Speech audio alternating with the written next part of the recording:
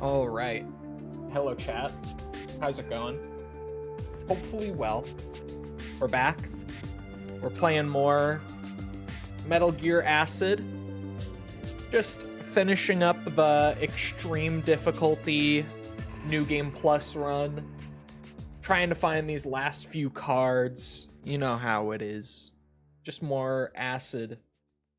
Thankfully, not more acid in the sense of the story. At least I say that as if we're not near the end of this, which then would mean, you know, after this, Metal Gear Acid 2, there it is, decided to show up. But thankfully, no more acid story yet. Oh wait, no, back. And this game, for some reason, has Japanese controls. I always get a little confused by it every time I boot this game up. I don't know why it uses Japanese bindings, but it does. Anyway. We've been streaming Outbreak alongside it, so it's not that bad. I'm used to the Japanese binds right now.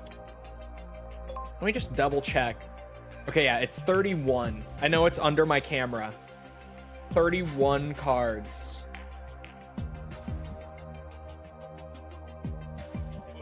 There it is.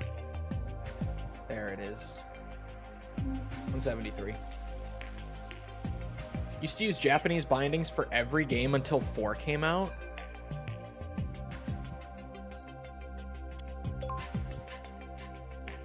Is that right? I played the old versions of like 1, 2, and 3 for the retrospective.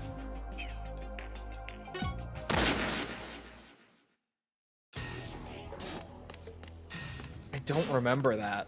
I don't remember them all using Japanese bindings. The thumbnails on the Yakuza video, or Yakuza 7 video, are awesome. If I wasn't a subscriber, it makes me want to click. How many have you seen? Did you just sit there like trying to reload it and see all of them? Now that you know that I make multiple for each video, or you just like, I need to see them. Refresh. Refresh. Refresh. Having to get used to it every time a Metal Gear game came out? Weird. I don't remember that. I guess because I 100%ed them all on Master Collection.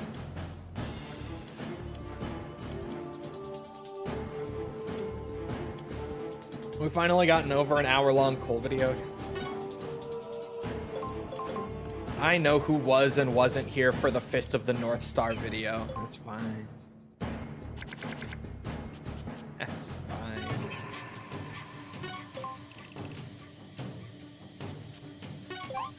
It'd be better to play that now and then. Wait.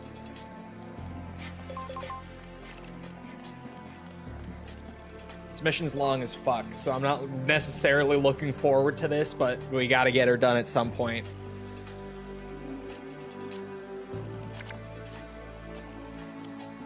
I don't think there's like a dog or anything in here. No, there's not.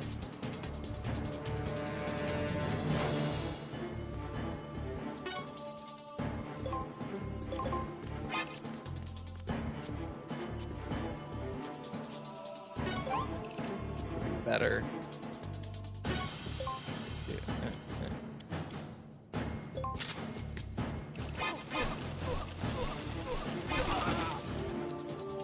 When is it coming out for public? Tuesday? Monday. Monday, public.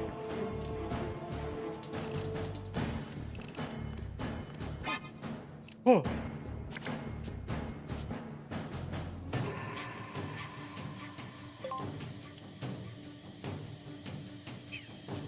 This is a bad draw.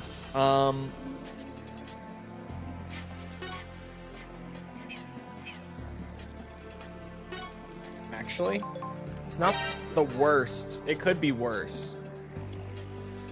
Because I can do this. This doesn't count as a turn because you're not playing a card. And then I can -8. Get punched. Dumb bitch. That's good. Good draw. You love to see it. You love to see it. We're cooking. We're getting somewhere. Okay. I could have Teleco steal a turn right now. I'm going to.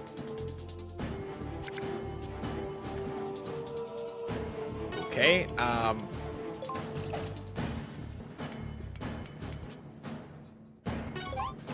let's try again.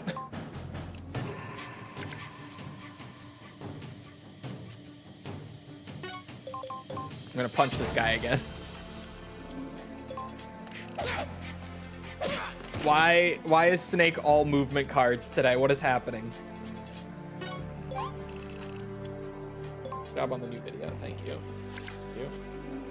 Like Discord. It's over an hour. That was only 2 videos ago.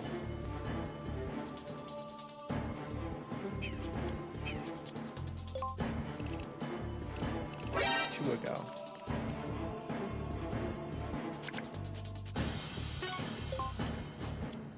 My thoughts on the ending, you say? What about the ending? That ending is a lot. What about the ending necessarily? Because that ending is a lot to actually talk about. I was like, oh, my thoughts on the ending, and then I was like, many thoughts.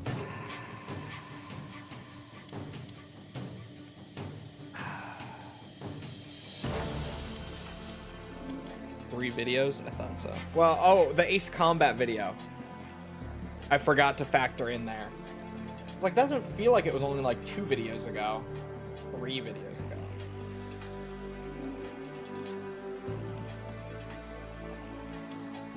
I don't know what I want to do here. I don't know why this guy has so much health.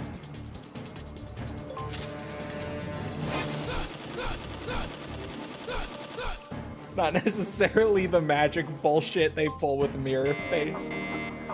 The final endings, I like Itchy Balls. I like them.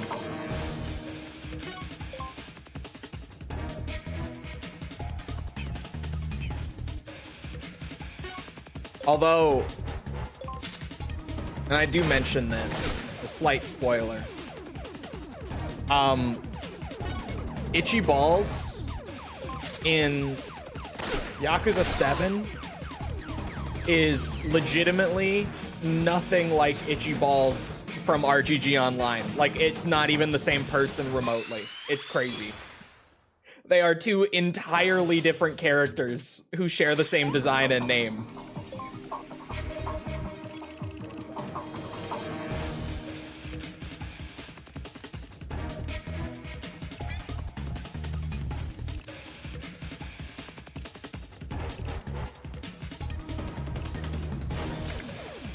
What the fuck? Snake, what is happening? Punch that guy.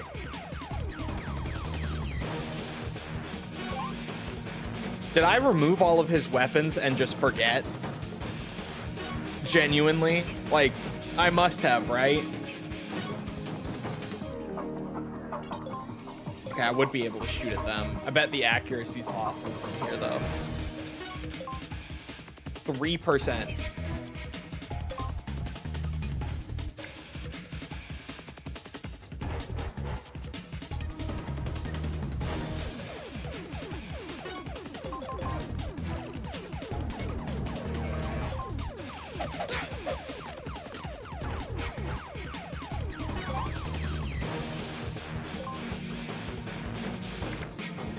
Aha!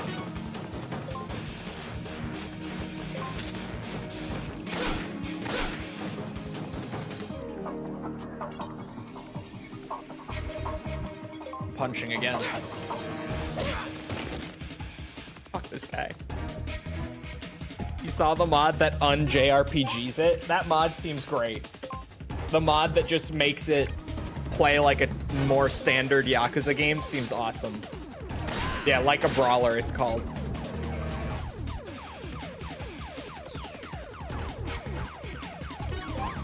That mod looks awesome. I mean, it looks janky because it's what's it? It's a whole lot of like importing things that aren't supposed to be there. But it does look like something that would be right up my alley.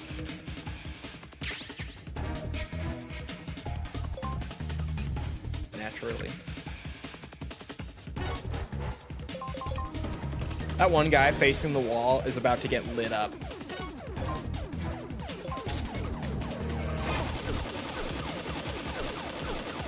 Oh my god, let's go. I didn't expect to kill him. I just thought we were going to get good damage in. All right, we're off to a good start, actually. Aside from Snake drawing like all the worst cards.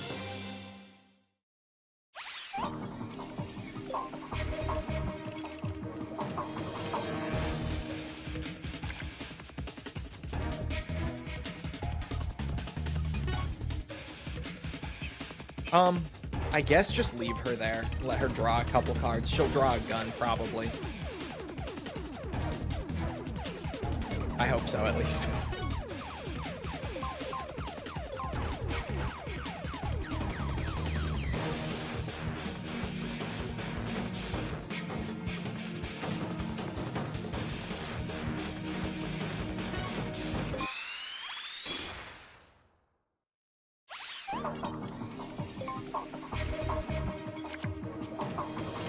Character action RPG. I would call it like a brawler. I would describe the combat as like a brawler. A brawler RPG? Question mark. This doubles your points, but can I get the description? I swear there's a button. Yeah, it makes every attack minus 40. So I'm just gonna use that to move because this mission's super long, so I could pop it like way near the end and it would actually be great.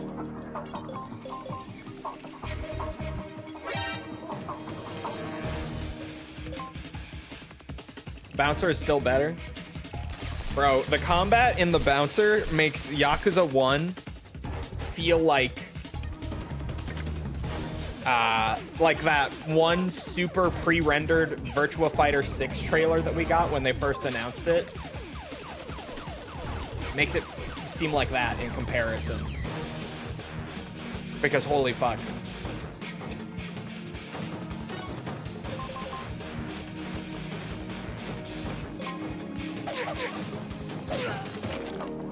You just feel that way because you suck at the Bouncer? No, do you not remember me starting up that game and literally like in the first combat encounter asking you like why does the game feel like that?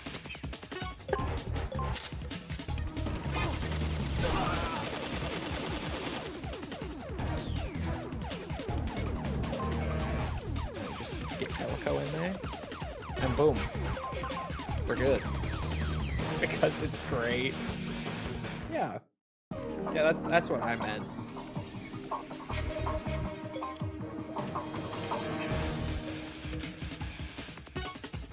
It's just a free card pack right there.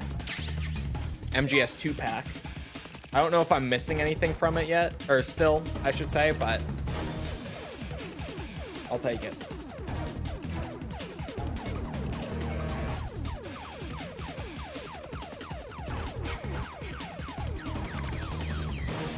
Decided on 1 through 16 minus 11 and 14 plus X2 and 13-2 and Lightning's Revenge. It might change, but I doubt 11 will ever get added to the lineup. Is 11 still playable?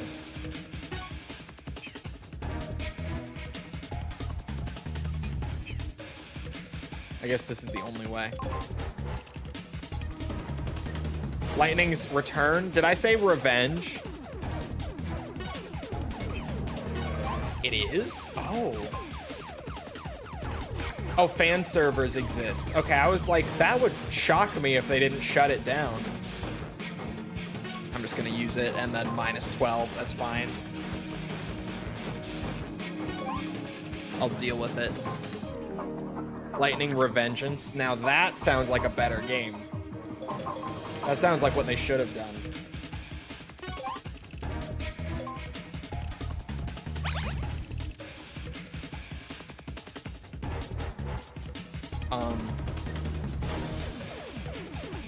And now he's getting all of his guns. Just gonna hit him with a -8. And wait. Here we go. Now I can shoot this guy. I would take anything over the lightning returns we actually got. That's what I've heard. I've heard a lot of that.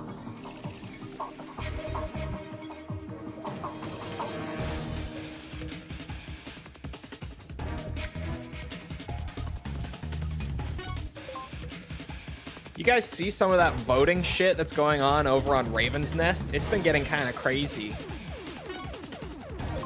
One in particular is insane. Like, genuinely, one of them is the curveball that I never could have expected or predicted in a million years. I was straight flabbergasted. That's not a word I use lightly. Or really ever, but I was.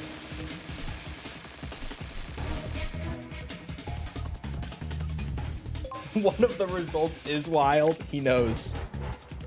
He already knows.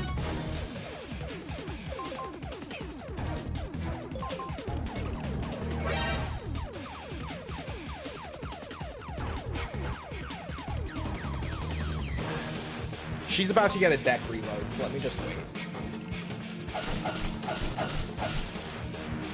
I was very displeased. It's an interesting one, for sure.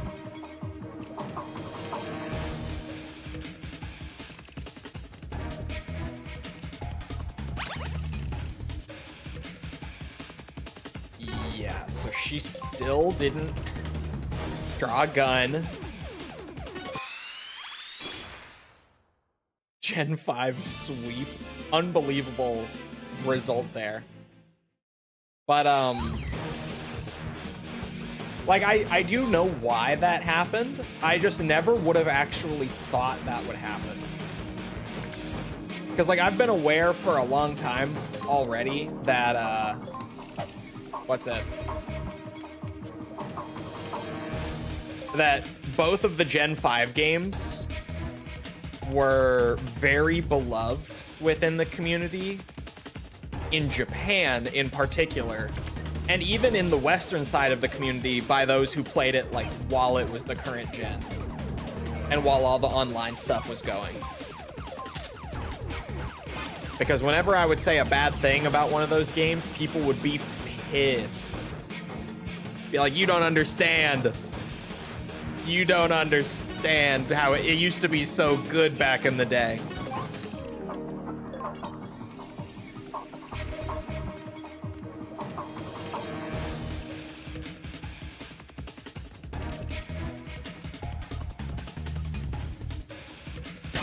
I refrained from voting because I've only played 6. Okay, so the 2 in question then are, for those who can't infer, and sorry if you don't know Armored Core at all, because this is just nonsense if you don't. Armored Core 5 beat Armored Core 2 in like the community vote for which game is better, which I never would have seen coming.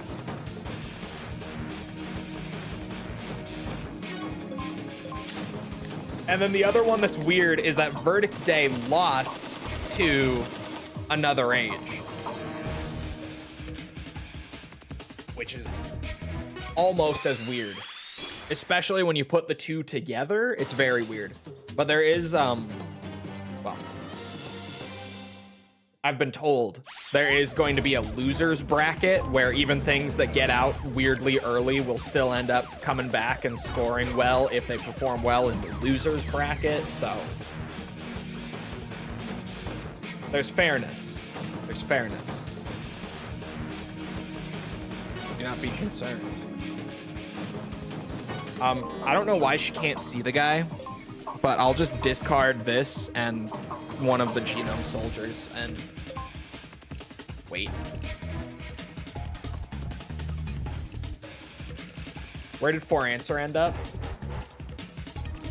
It's still early. 4Answer, if I recall, beat one of like the mobile games. It was randomly seeded so that there would be no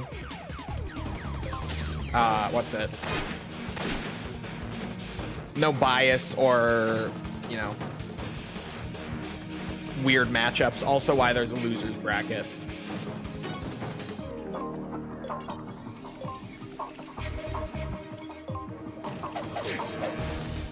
Fuck, he dodged the big kick.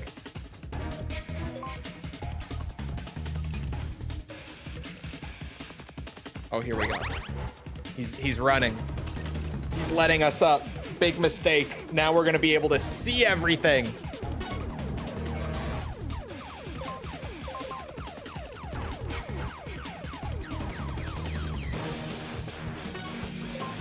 Actually, it would be better to play the -4 first. Cost goes down by 1 per card played. 135. And she misses one. Teleka, you had one job. You had one job. To instantly kill that guy with the insane damage multiplier.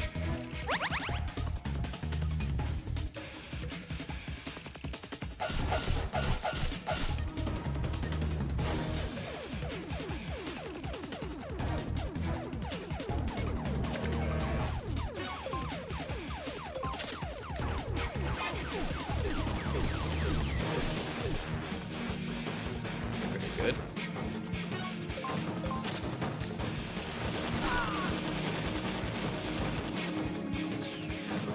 That guy's dead.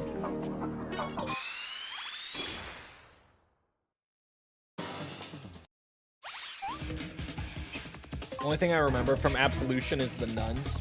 I still haven't played Absolution. Is this like if Metal Gear had a weird baby with XCOM? Kind of. I mean, it's a turn-based strategy game. So in that sense, you're on the right track. But it's a deck builder where you don't use like random soldiers. You have like 2 set characters that are pretty powerful. So it's very different from XCOM, but same genre and Metal Gear. So you're on the right track.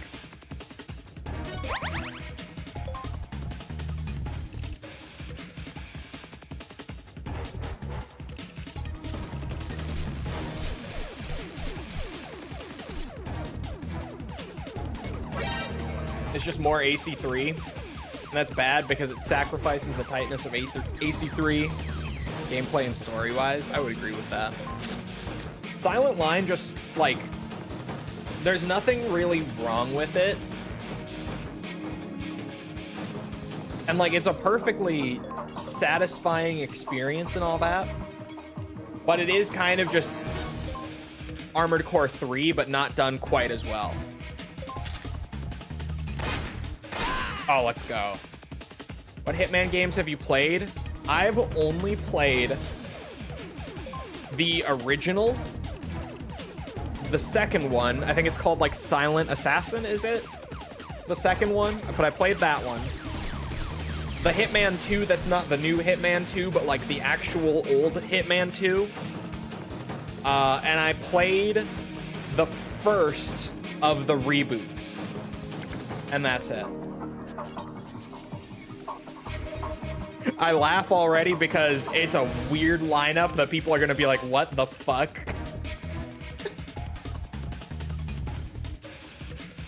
But that's the Hitman that I've played.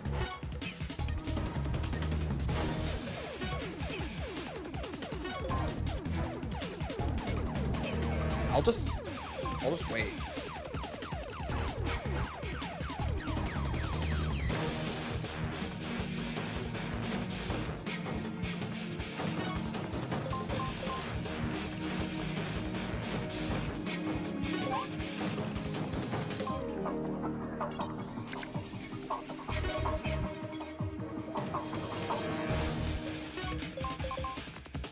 Is 007 a Hitman game? No.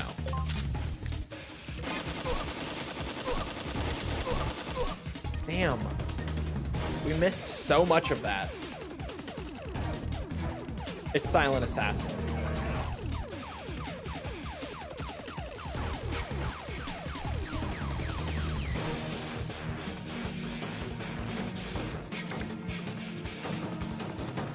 She just drew 2 Merrills and...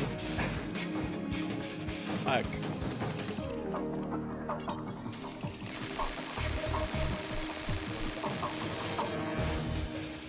Yeah, I would say it's more like an Uncharted. It's kind of just like a super cinematic third-person shooter with a little bit of like Hitman stuff sprinkled in, purely because it's the same team, so like some of their design philosophy found its way in there. I'm gonna shoot this guy. No, I could kill this guy. I'm gonna shoot this guy. Because then all 3 of them will be like low HP and we just finish them off with whatever. I think that was the play. I think that was the best move. Oh, they're healing each other. Motherfucker. I should have killed him. He just healed his friend immediately, and Snake didn't draw a weapon.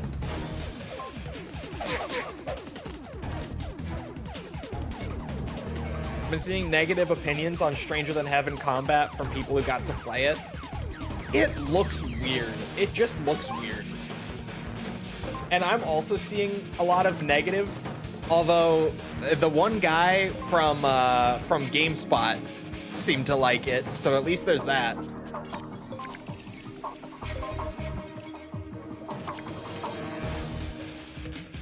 Oh my god.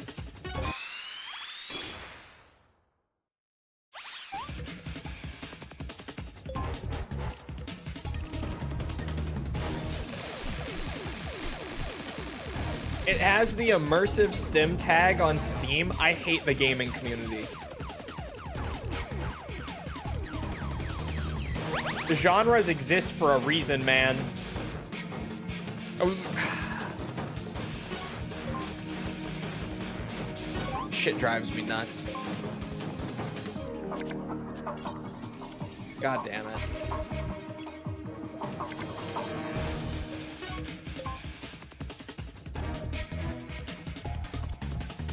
I could just kill that guy. I'm going to. He has full health and I could take it out. Let's go.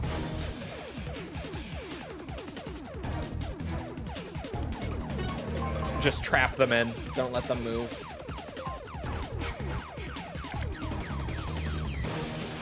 Loves when games are misgenred.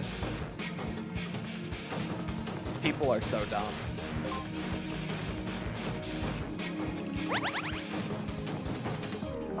Genuinely.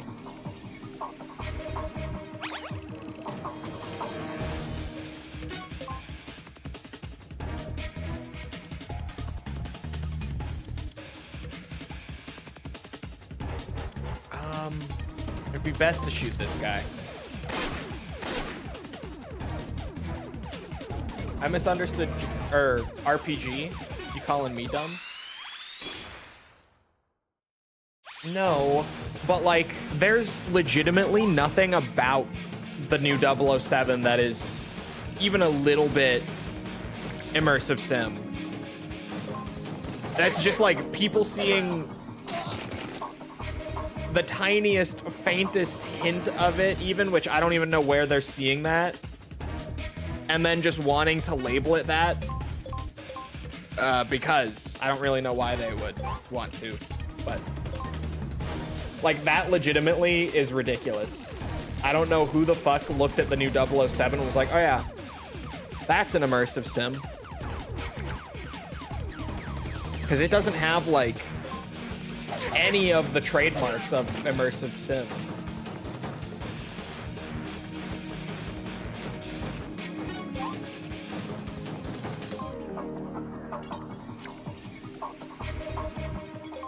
I'll do it. I'll beat the shit out of this guy. If it keeps giving me -4s and no guns, I'll do it. Close enough. I killed him.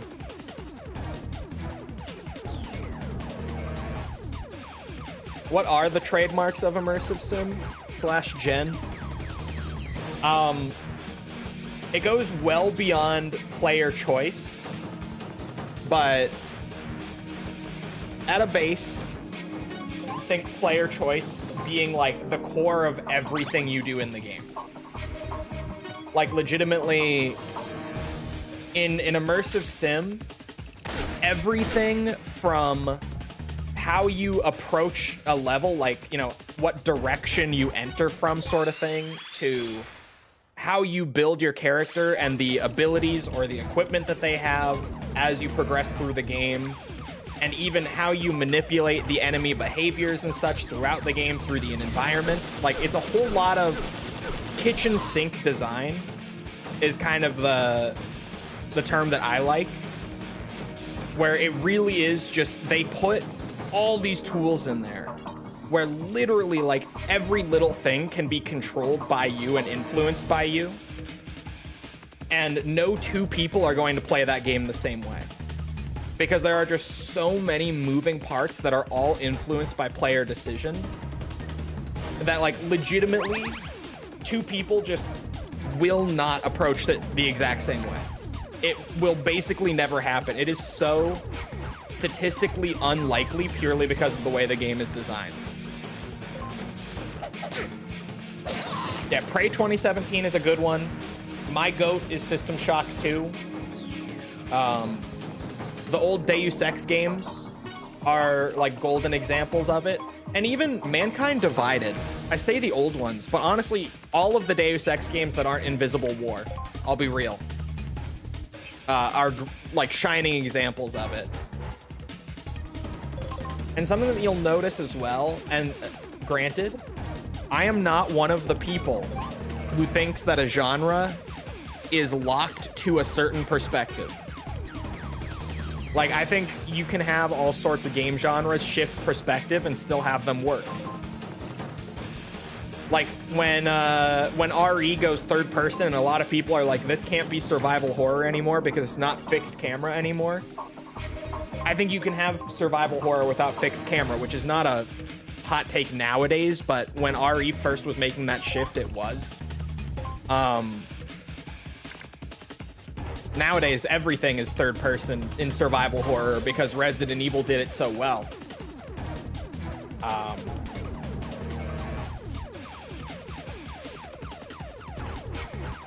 What was I talking about? Oh, but you'll notice that first person is like nearly universal across anything you can genuinely call an immersive sim. Like, there are games that people debate all the time, like, oh, is Breath of the Wild an immersive sim? But any game that you can definitively be like, yes, that is an immersive sim without a doubt, I cannot think of a single example that's not first person.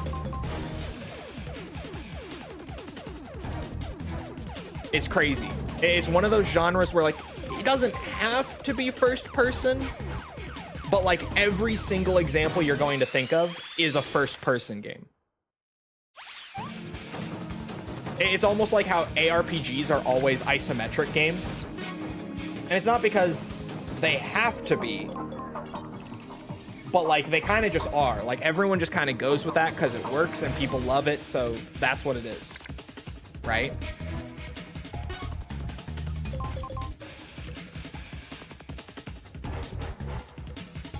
KCD2 an immersive sim? I wouldn't say so. I think KCD2 is too structured. But then, like, I would agree that BioShock is like an immersive sim light, where it's not full blown, but it's so close. Like, it's right there. Like, the basics are there. It's just not really to the degree of the big ones, if that makes sense. I don't know, that's a weird sentence. Yeah, like 90% of Metroidvanias are 2D. Yeah, like, it's one of those where pretty much everything in the genre shares a perspective. And it's not that it has to, but like pretty much every example I can think of uses that perspective. And by that, I mean every single one.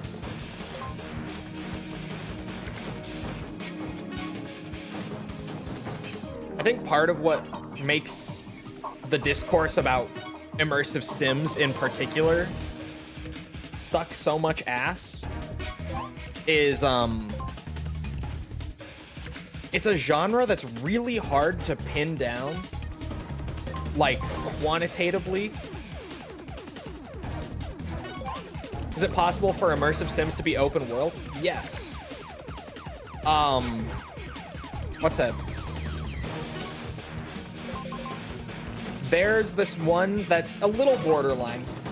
It's like an immersive sim light slash RPG, but honestly, it's really good and it has so many hallmarks in it that, like, I would put it in the same category as BioShock. But it's this old ass arcane game called Arx Fatalis. That one's good and open world and good. And yeah, Masquerade Bloodlines. Whatever. Masquerade Bloodlines 2 feels like it didn't even come out, man. I'll be real. I'm only just now remembering that that even came out.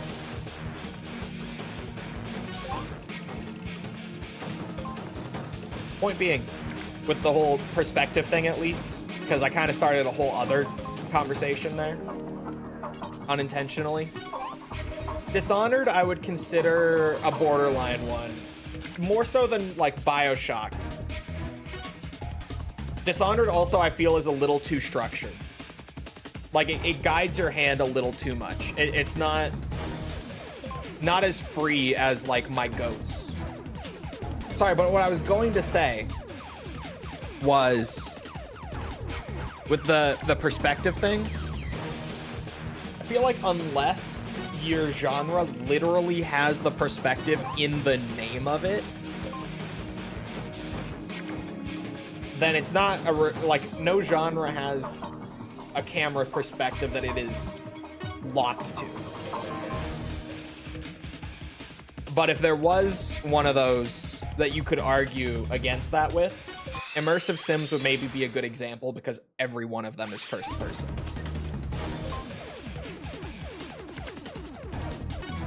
I think Baldur's Gate 3 should be an immersive sim. This is... Sorry, I was gonna get there too, actually. I think why the discourse sucks so much with immersive sims and what is and what isn't is because you can't really quantify it. It's weird in the sense that it's hard to actually pin it down by, like... You can't really make a list of immersive sim traits and then be like, does it check enough of these to be considered an immersive sim? You can try. It's going to be miserable and you're not going to get an answer. It is this undeniable feeling that comes from that sort of design that, like, once you've played one, you know that you've played it. And when you play another one, you feel it. You're just like, yep, this is it. It's one of those genres that, like, nothing feels like that aside from this very, very small list of games.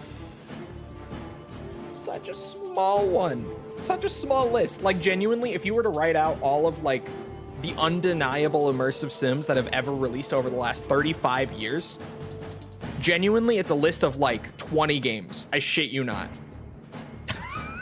It's crazy how short the list is. Part of that is because every studio, pretty much, that has ever made them ends up going under, unless you're like Arcane, who somehow they make it work, although Arcane's had some issues in recent years too, I guess. Why does he have 320 HP? Why does he have 80? But I think a big reason the discourse about this genre and, like, what is and what isn't sucks is that a lot of people try to jump in and quantify and, like, pin down what games are and aren't, but they don't know that feeling that I'm describing, right? Like, that undeniable, once you've played it and felt it, you feel it in the other places where it pops up and you know it. It's unmistakable. That was a 90% chance, by the way. Both of those bullets were. Thank you, Teleco. a lot of people try to weigh in on it without knowing what they're even looking for. And I think that's a big part of why this conversation becomes so shit so consistently.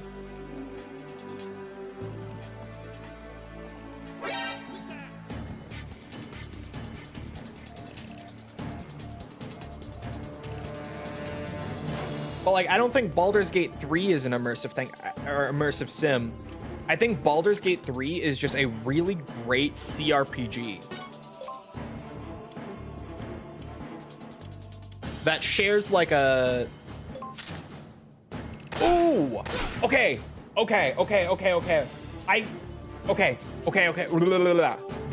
got it. My brain light bulbed, and I don't know how I didn't say it before.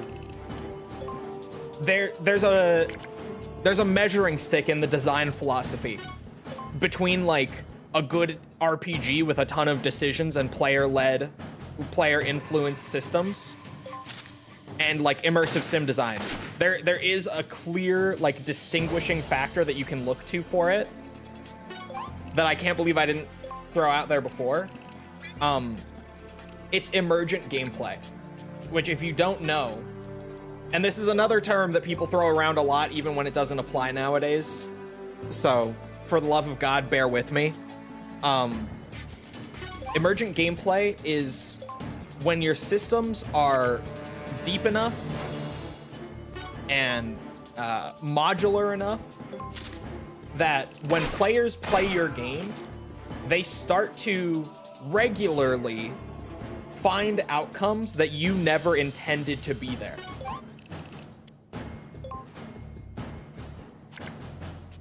And that's a big thing with MSims, is like their systems are so deep and so intricate and so modular that like things happen in those games that the developers legitimately could have never accounted for.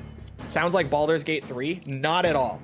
What in Baldur's Gate 3 can you do that the developers didn't set up for you? Genuine question to illustrate what I'm talking about. Like, what in Baldur's Gate 3 can you do that the developers did not specifically script and set out for you? Literally lets you do anything? Yes. But did the developers intend for those outcomes to be possible? Is what we're talking about.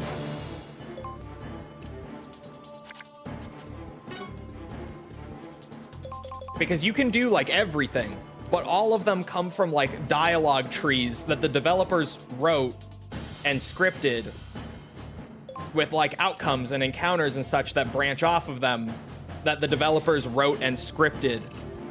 Like each of those paths that you can go down are super player influenced and led, but all of them were also specifically designed and thought out as possibilities by the dev team. Like, all of them are intentional.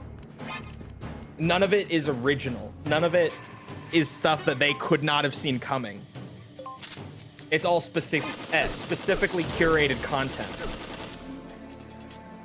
MSims seemed like hell to make, and that's where we come back to legitimately every studio that has made MSims over the years, other than Arcane, has gotten shut down after like 1 or 2 games. Because they make these games and they're incredible.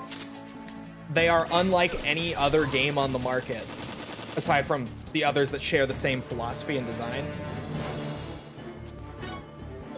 But then, you know, it takes so much out of the studio and they end up being so niche that they don't really sell on mass market. So their publishers always shut them down.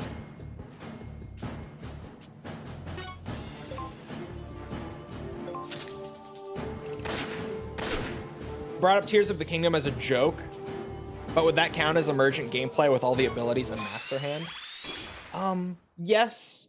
There are bits of emergent gameplay in Tears of the Kingdom, and to a far lesser extent Breath of the Wild. Like, and you can find emergent gameplay in a lot of places. It's not something that's exclusive to the genre, but it, what's it? it's something that's fairly rare because a lot of game systems are like very specifically scripted and curated to where like anything that you could possibly do within the system, the developers thought of and like specifically made it possible for you to do, right? If that makes sense. You can start to see where this genre kills studios that end up making them a lot of the time. Because yeah, making systems that are that deep and modular, and those are the two words that I keep thinking of, but like those are the two best words to describe it.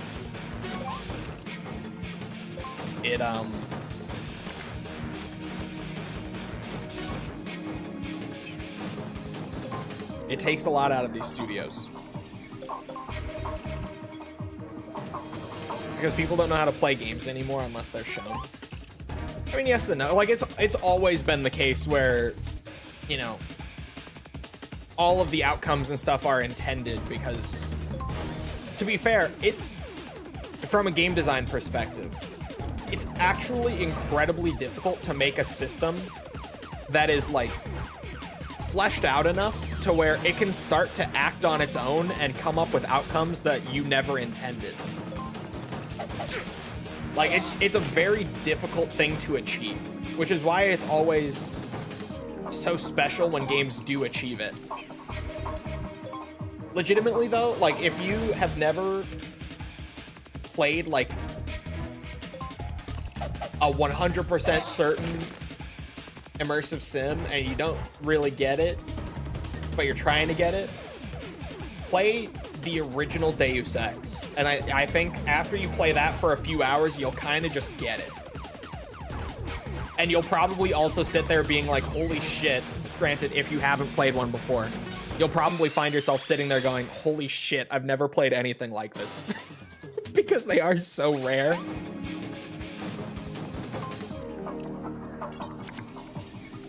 Is when you play Corn Sweeper. Yes, exactly.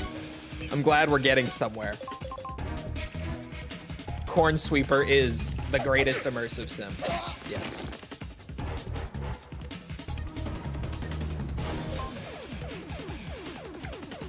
Oh my god, all movement cards. There. At least he's knocked out. I'm gonna have Snake go grab this card pack.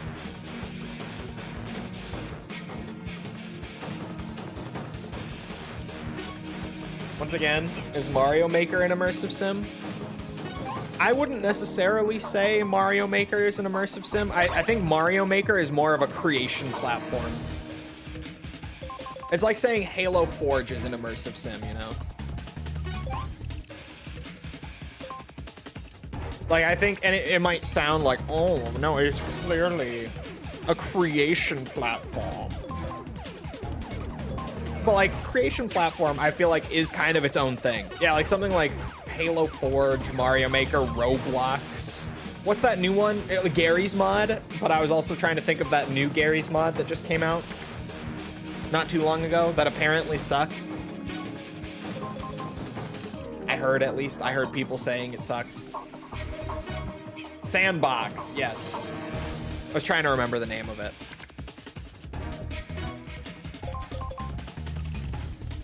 I can just leave. I was gonna kill that guy, but like,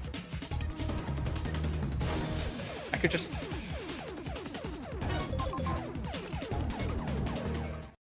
I could just step out. I was about to kill him. I stopped there for a reason, but. Which ironically isn't a sandbox game. That would be like Minecraft. What about Half-Life? Far too linear. Way too linear. But you get some of that with, like, particularly Half-Life 2 with all the physics stuff. Half-Life 2, you get a lot of that emergent gameplay, but it's missing, like, everything else. Alex, same thing. Far too linear.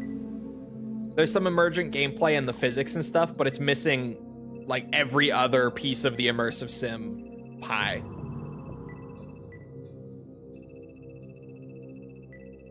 which is a very specific pie. Because, like, think like, it's almost more like RPG as well, where I'm trying to think with the examples we've brought up and like the ones that either I've played on stream in one case or that most people will be familiar with. Like, yeah, Half-Life 2, you can get some emergent gameplay from the physics, but you can't really approach things differently. Most playthroughs are still going to look pretty much the same, and like Gordon is always going to play the same in every playthrough of Half-Life. Like, you're not going to get, you know, someone who played Half-Life just using the guns, but then someone who like hacked their way around some of the biggest encounters, or, you know, you're not going to get someone who started like casting spells to get through this or that instead of using like the physics gun to launch stuff at the helicopter. Someone launched like fireballs. You don't get any of that stuff. Fireballs is an extreme example, but I'm thinking like magic archetype. Like in System Shock, the magic stuff comes from those psionic implants. Deus Ex doesn't really have them. Dishonored, like all of the abilities that you can get from the guy in space. It's been a while since I played Dishonored. Holy fuck, what was that guy's name? The emo guy who like comes to you in a dream and is like, oh, you have the mark. He doesn't sound British at all. The Outsider. I don't know why I did a British voice. I should have gone more emo. Oh, you have the mark. Look at you. With this mark, you can do things others cannot. Is there a true immersive horror game? True immersive horror game.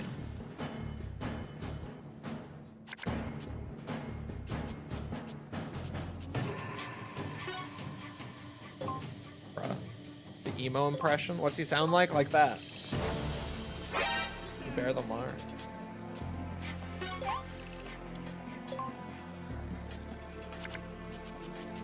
Ooh.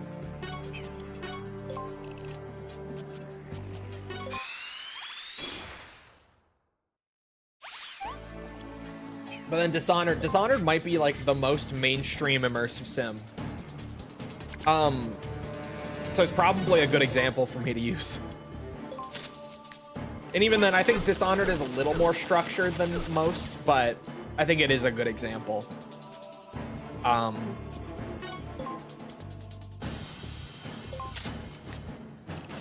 Like even just the amount of emergence and variability in approach and all that you get from like that blink ability, like the teleport, where you can like sneak up to the front door on the streets and like sneak into a building that way, or you could just, you know, from the street like look up to the balcony and blink yourself up there and do some parkour to like get in through the top floor window instead.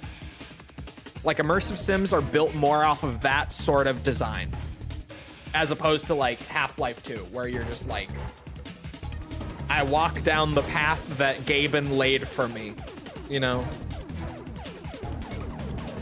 Gabe knows best. Let's shoot that guy. He has armor. I hate this game sometimes. Any chance for System Shock 3 to return? Probably not. I'm happy with System Shock being what it is. Like I would want a new System Shock if we could get one. Granted, assuming it like is actually true to the franchise and everything, and doesn't try to like streamline the game.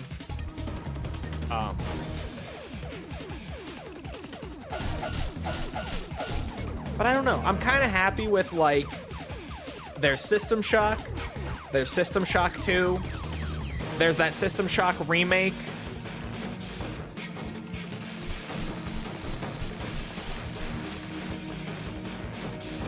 Wait, chat. I don't have Nikita's.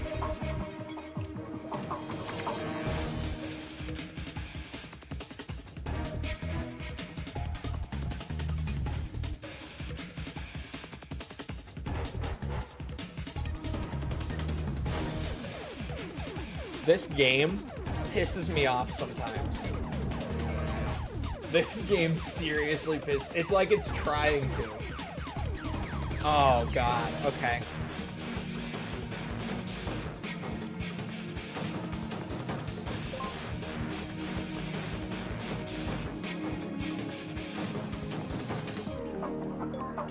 Is there a way that I could maybe get myself in there? I only just realized that in there you need to... Hold on, let me Google. Someone may have devised a way. Change deck mid-mission.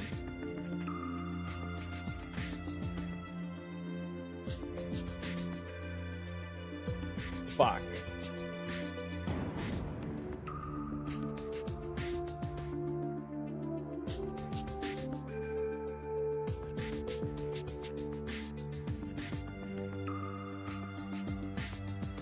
Yeah, there's not a way to do it. Fuck.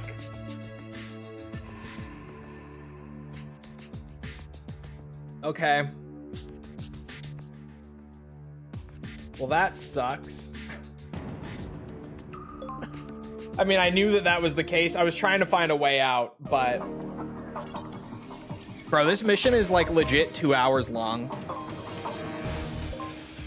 And the fact that they don't tell you that like an hour in, you're gonna need this one specific card to continue to progress.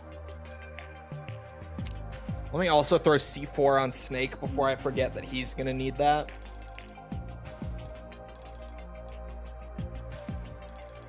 Nikita missile. Or RC missile is better. It's the same thing, but it's better.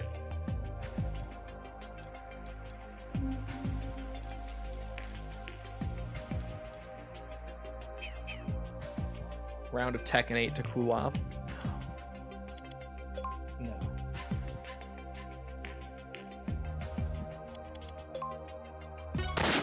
This time. Oh, it's so irritating though. It's so like, yeah, this game sometimes. At least after this playthrough. Oh. At the very least. We're like in the last few missions, right? After I get back to the Metal Gear fight. My fucking schlong, my guy? Once we're back to the Metal Gear fight, we're good. Like, I don't have to put up with all this shit anymore. And I don't remember if Acid 2 does any better in regard to telling you beforehand if you're gonna need anything. Or is the hydration my bad? I hope so. You give your opinion on Tifa, Street Fighter 6. I think Tifa is a good choice for a fighting game character, for like a crossover character. I think she should have been in Tekken. And it's not just because I'm a Tekken guy. Like, I think she fits Tekken way better than Street Fighter.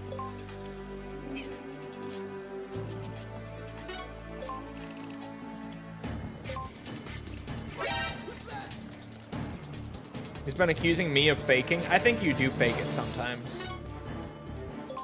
I think that's valid as fuck.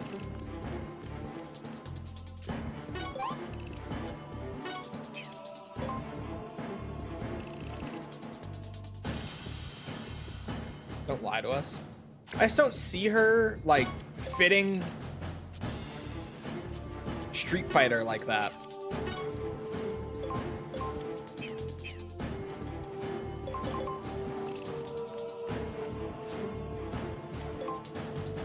I think you fake it. Don't. And like, every woman I've ever known has faked it, so. I just equipped that sniper and he destroyed it.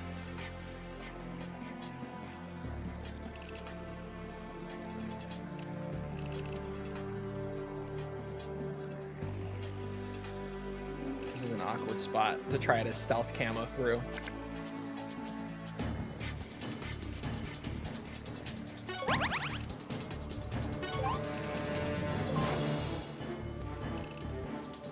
If it was between Tifa and Yujiro for Tekken, I'd take Yujiro. That would be so hype, or that's going to be so hype. I would agree with that, but like, I don't feel like it's between Tifa and Yujiro. I feel like it was between Tifa and Clive. And like, this maybe is some Tekken brain coming out, some Tekken bias, if you would, but like, I don't think Clive was the right pick, man. I don't. I think Clive was a super lame pick. Especially like now having him in the game. I think that was a mistake. I think Clive over Tifa was for sure a mistake.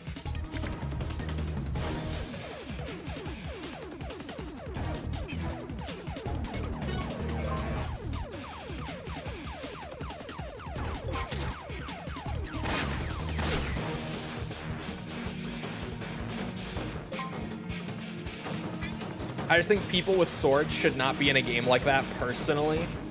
I think Clive would have fit in, like, Soul Calibur, but he did not fit in Tekken. And Noctis never fit in Tekken either. Back in Tekken 7, Noctis was one of, like, the absolute menaces who we were bitching about constantly.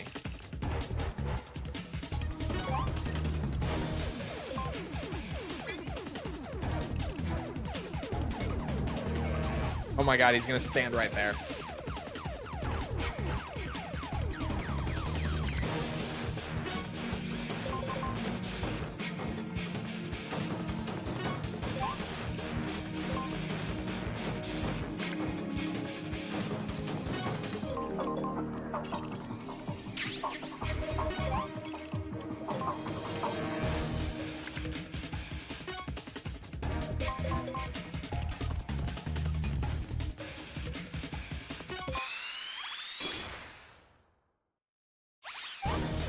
The Family Guy meme where the dad eats all the food.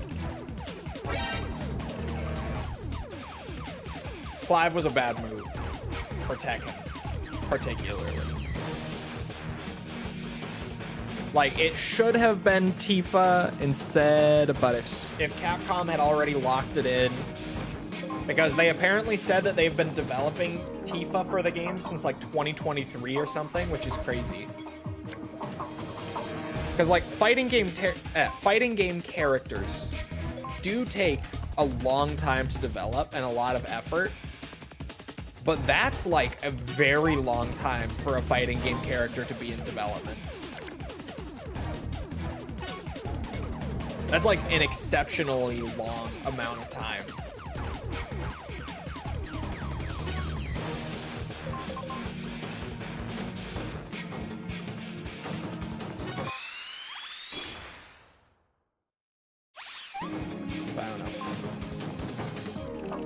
Like, is there no one from Final Fantasy 16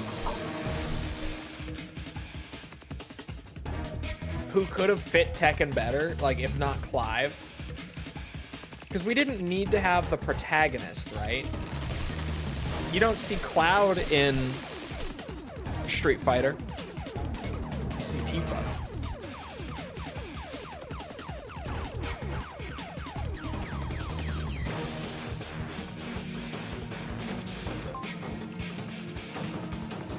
There is no one else in 16. Oh. What?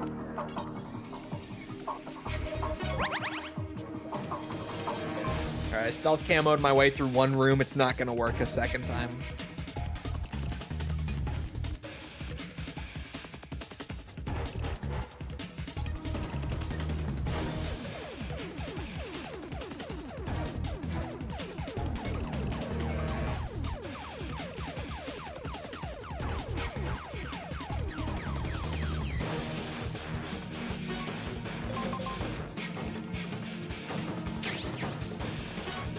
Cloud was used for Smash.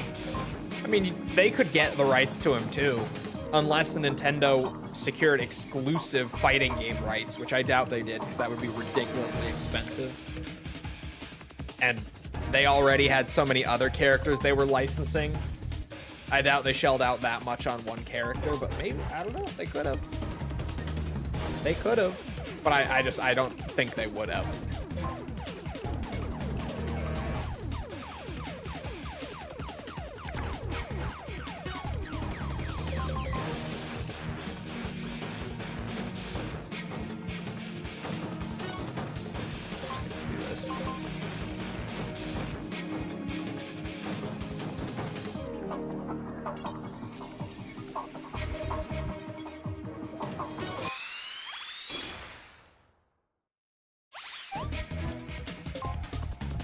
Should have got a Moogle. There are Moogles in Tekken 8. They're an accessory, like for your custom character.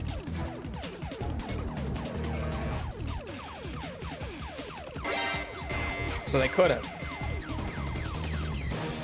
If they wanted to, they could have.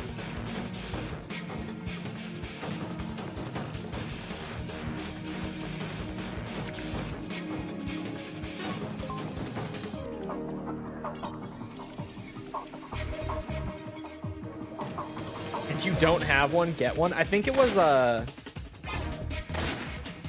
like a paid cosmetic. I don't think it came with Clive, unless I'm mistaken and I do have it, and I've just never used it, but I don't think so. I think you had to pay, like, in the Tekken shop to get one. And I'm not a Final Fantasy fan. So why would I pay extra money on top of my DLC character and DLC stage, which both were bought separately, mind you, because Bandai Namco's monetization of Tekken 8 has not been the best.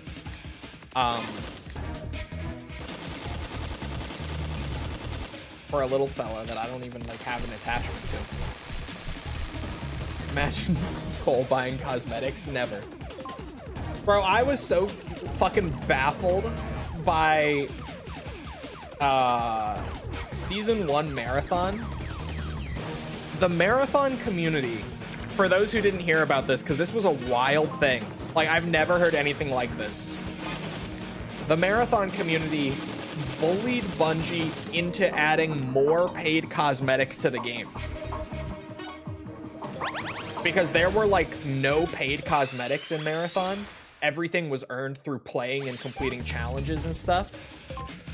And people wanted to be able to buy paid cosmetics, so they bullied them into adding more. And in Season 2 of Marathon, they added some. I've never seen anything like that. I've never seen a monetization system like that, and people were pissed that they couldn't buy cool cosmetics. Like, what? What? What is the logic behind that? I don't know, but Bungie didn't have, like, a whole lot of cosmetics in there because it was a paid game. Like, they had said so in the blog post that was why. They were like, yeah, since it's a paid game, we don't feel the need to monetize it by, like, nickel and diming you for all your cosmetics. But people were pissed and actually wanted to pay for cool stuff.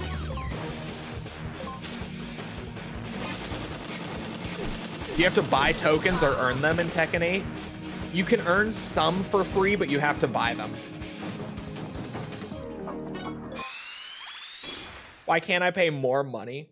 And it was funny, I saw Angry Joe did a video about Marathon's like season 2 update, and he did this big rant about all the cosmetics they added. And I'm sitting here with the knowledge of Bungie didn't even want paid cosmetics in the game. The community asked for those cosmetics and put them in, and Angry Joe in his video was like seething angry over the paid cosmetics that they added to the game. He didn't know the context.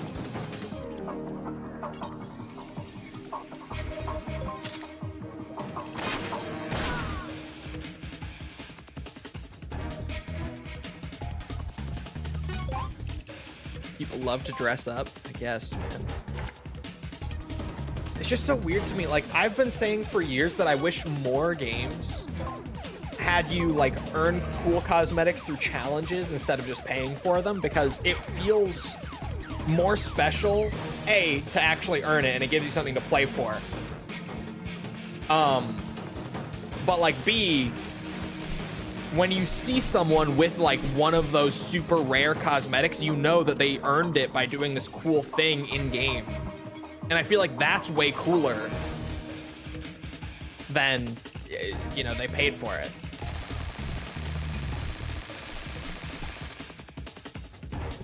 You know what I mean? Like back in the day when you would play Halo 3 and you saw someone with Hayabusa, and that was like, oh, fuck. Or yeah, beat Gears 2 on Insane, get a skin on Gears 3. Gears 3 did have a skin for beating Gears 2, the prior game, on the highest difficulty. Like if you had beaten the game on the same account, you would just log into Gears 3 and get your cool skin for it. Like back in the day, there was a lot of cool shit like that that you don't really see now because the item shop has kind of replaced all that, right? So I loved Bungie's approach to the cosmetics, but then the community just didn't, I guess.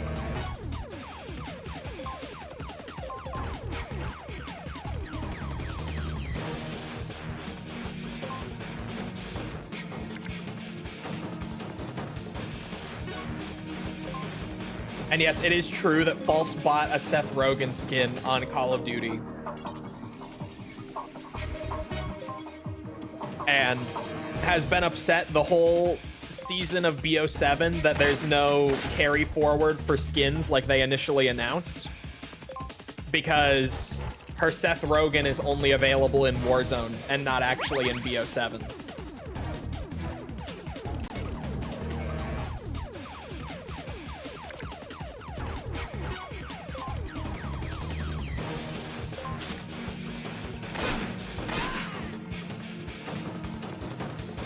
Kaz and Minky called me crazy for saying Seth Rogen was attractive. I just wanted to put that out there. Do you think that Seth Rogen is attractive?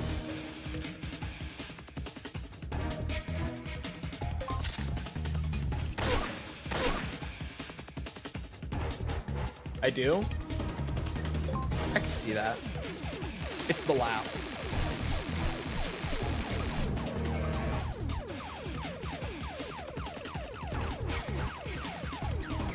Oh, what was, huh? What the fuck was that?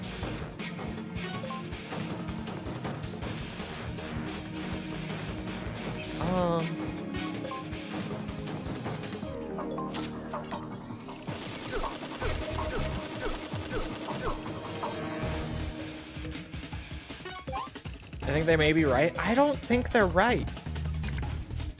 I'm kind of with False on this one, granted as a straight guy. But hear me out, chat. Hear me out. Listen, it sounds crazy on the surface, but think about it. It's like, it's the Jack Black thing. You know? It's the Jack Black thing. Which is maybe the weirdest way of putting it, but that's what it is. He's attractive like the same way that someone like Jack Black is. The money? No. The personality, the humor. It's far from the Jack Black thing. It's not. I see it. I see it. It's personality. See? See? I knew it. As soon as she said it and I thought about it for a second, I was like, okay, wait, I see it. I wouldn't have thought it, but I see it.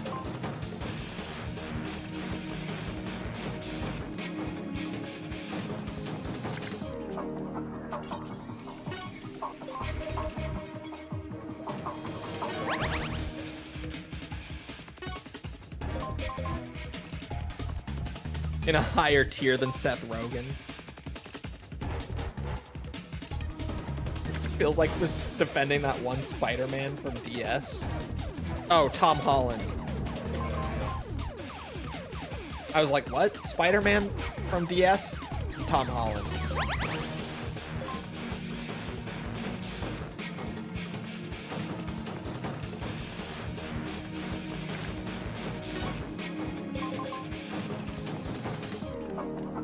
Speaking of, we need to finish Invincible so that we can watch the rest of the Spider-Men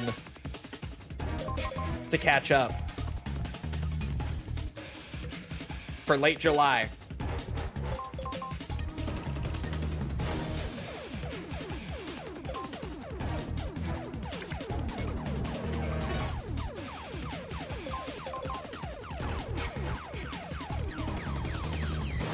Oh, I just had to hold my tongue.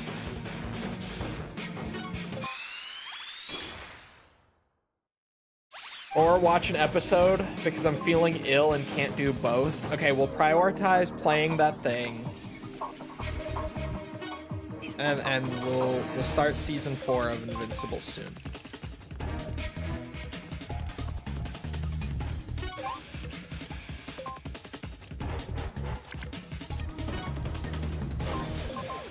Playing that thing? Yeah, I asked her to play something with me.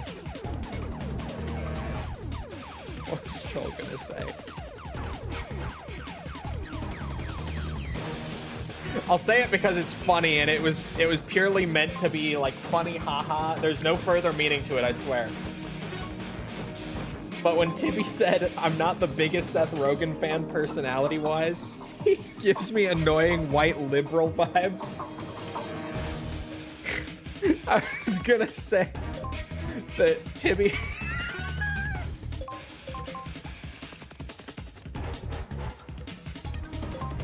I don't know why I find it so funny. I do. I'm sorry. This is one of those moments where I'm killing myself laughing about my own joke. I was gonna call Tibby an annoying white liberal in response to that. Don't hurt yourself. Just get it out. I was laughing too hard at it. I couldn't. Sometimes I find myself too funny.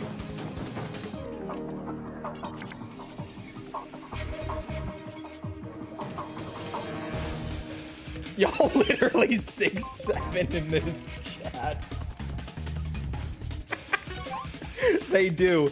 They do 6'7" in this chat. You're right. You're right. They do. Get them. Get them.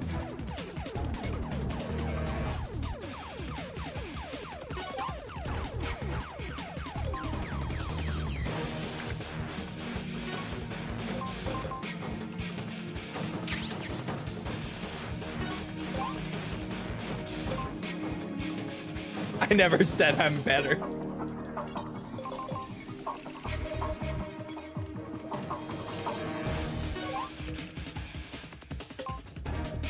It's Tibby who's 6'7's all over the place. False, did you not see me in your chat the other night, speaking of?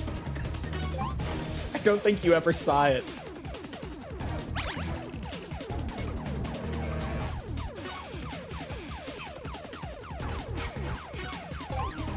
Which game? Wednesday, the fishing game. When Tibby said that the little like wiggle emote of yours, the animated one, was like doing the 6'7" hand thing, Light timed her out for even saying it, and it got a reaction from you, and I don't think you saw it, but I started spamming 6, 7, like, copy pasting walls of it, you know, like Twitch chat spam style, with the wiggle emote, like, mixed in with it. And Light was losing her mind because she couldn't time me out for it. Ew. I didn't know it was you. It was me. I thought it was Tibby. No, it was me doing that. Tibby was the one who first said it, but then I was the one who actually started spamming it with the emote. And Light was pissed because she can't time me out. I have lead mod.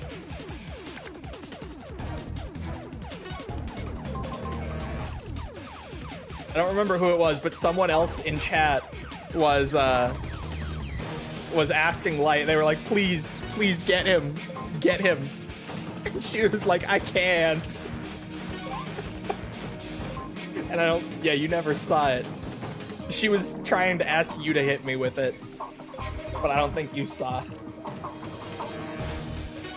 It was hilarious. I was sitting here laughing out loud at my desk doing it.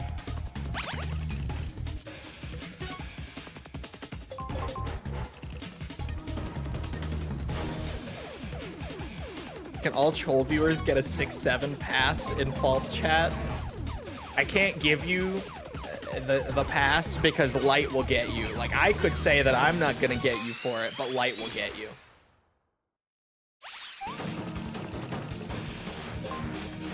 I would just, I enjoy the chaos, but Light would time you out. I can't prevent that. Because even if I time out Light to try to counter it and start a revolution, like, she can still time you guys out. Even if she's timed out, she can still do it.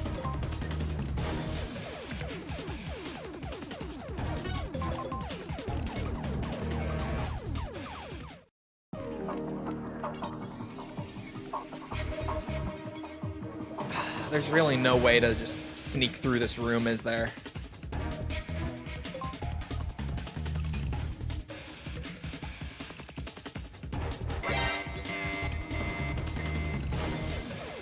One of the shadows in Ace Combat has 67 on their plane, and I almost cried. That's not true. That is not true. I refuse to believe it. Is my external drive is plugged in. One of the shadows, as in the Flying Fortress mission, right? Mission 11.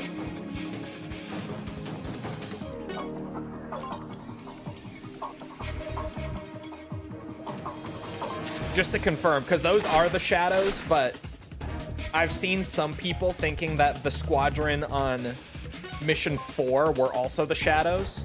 Oh, it's in the release date trailer. Oh, that's even better. Oh, let's go. Okay, one of the shadows. I'm just making sure.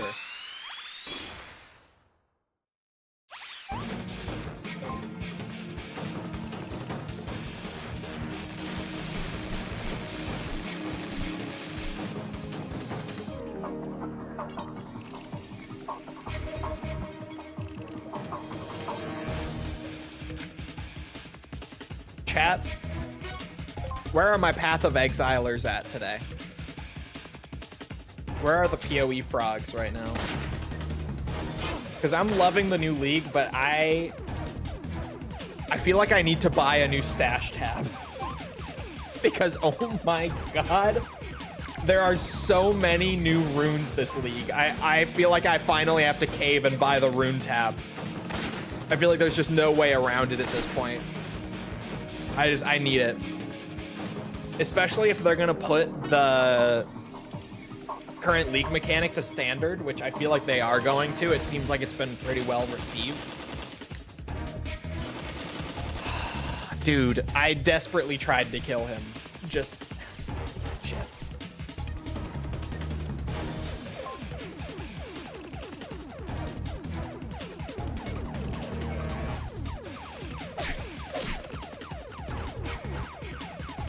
That just did so much damage.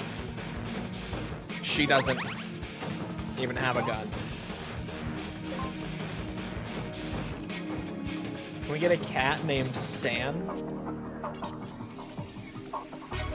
We could, but what happened to...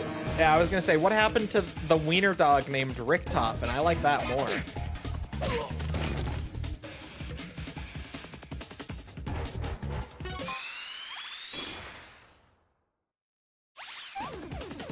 I like that way more than a cat named Stan. If that guy's going either way, it is worth it. Both? Would that not be too much for you? Like, I understand that you could get by with, like, one or the other. But would both not be too much? One is too much for me? I know. That's why I'm saying.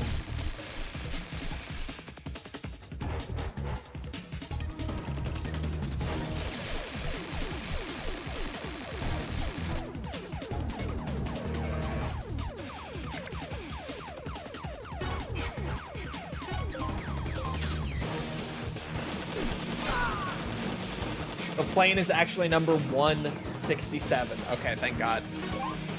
We're safe.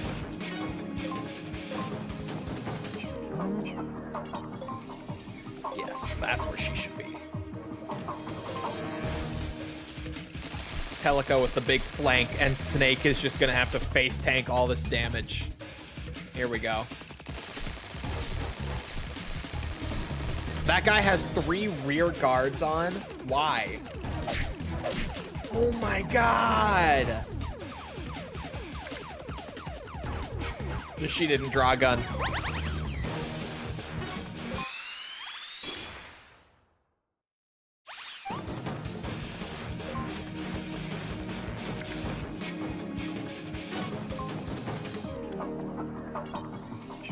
Okay, wait.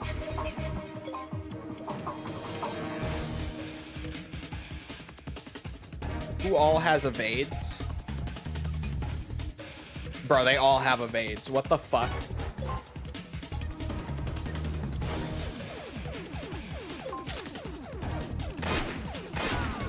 Okay. His rear wasn't facing me. I could still kill him. And then I guess at the very least I could get one of them to turn around and like focus on Teleco. It's a start. Even though they all have rear evade, I can get them to look at her. Ideally target her.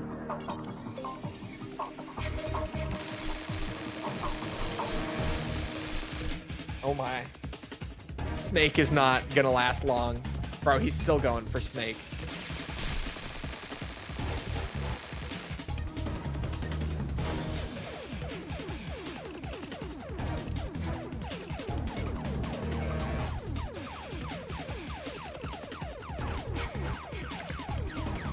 A gun is good. That's not even his rear. Oh my God.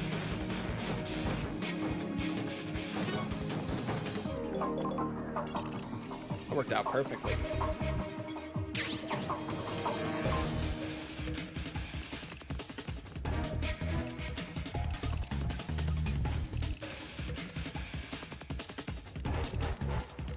Snake will wake up after a bit. Ooh.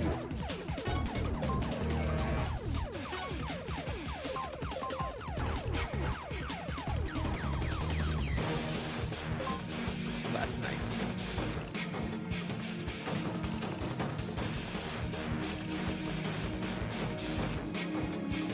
She's about to become a menace.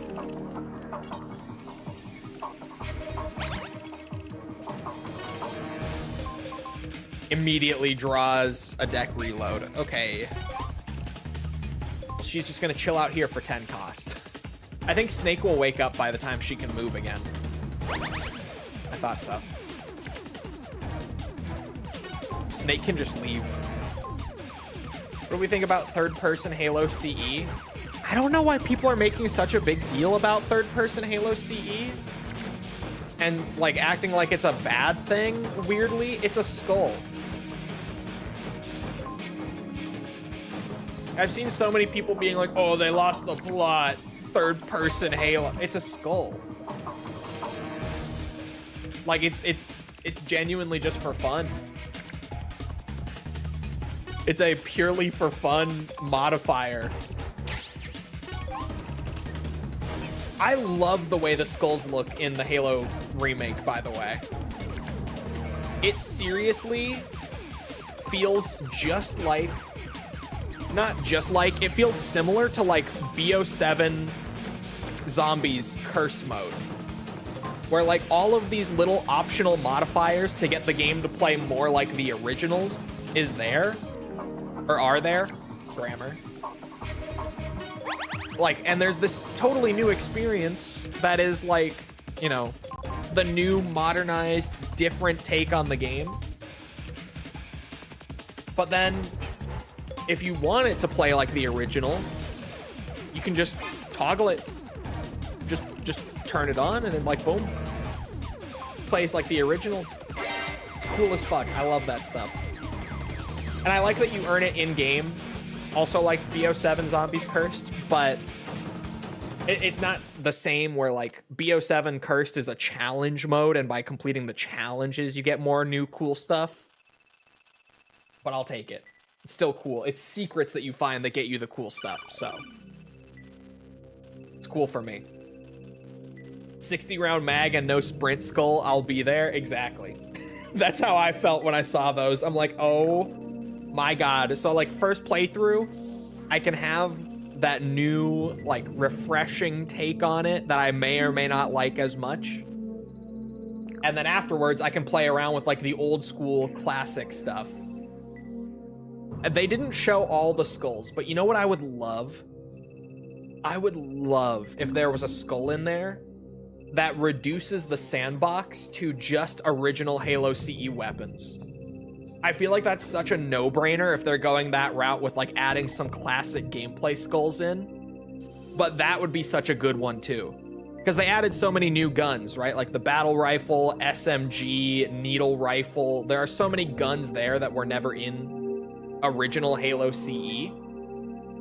So a skull that just limits it to like the original sandbox would be so fucking cool.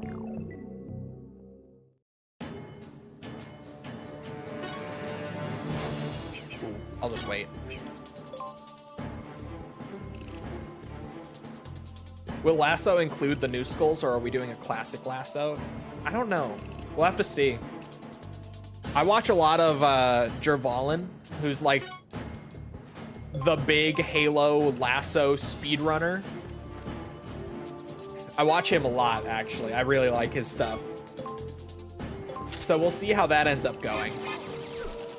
I saw him tweet and say that it looks like the Halo remake Lasso will be hellish, and it definitely seems that way so far.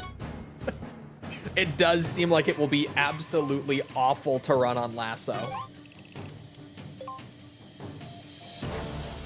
And Jervalin, like, he's a really great Lasso speedrunner and stuff, but he only really plays Halo 1, 2, and 3.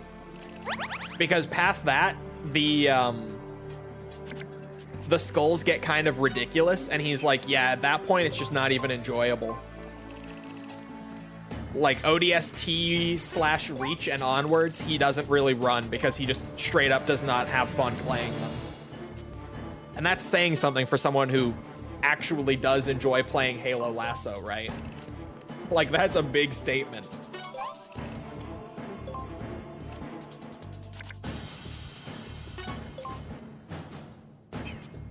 That'll nearly kill him.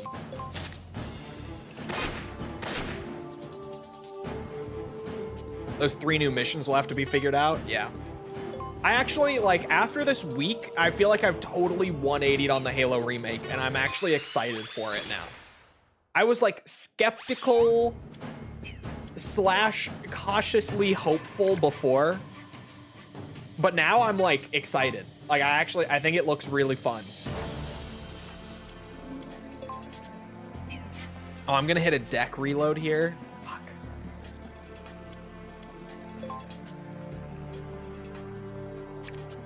Actually.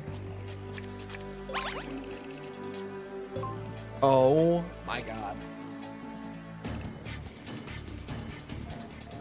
day one Game Pass is the only reason I'll try it. I'm gonna buy it. It's Halo. It's Halo. I gotta buy it. Come on. It's me. Halo. I don't have it up in my office yet. Granted, I don't think it's gonna be behind me, even when I do get it up, but I have it out of the box and I just haven't mounted it yet. But like I have signed concept art from Dred Scott from the old Halos, because like I'm such a big Halo fan.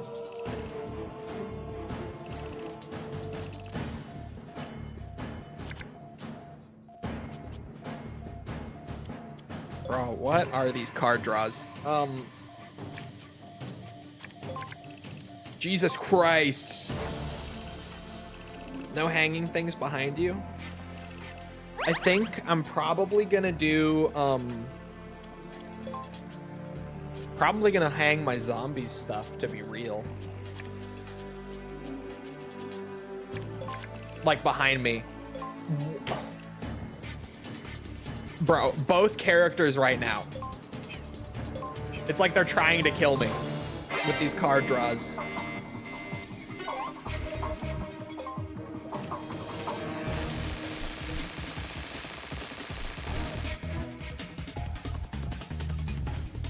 I know that bedroom empty as fuck.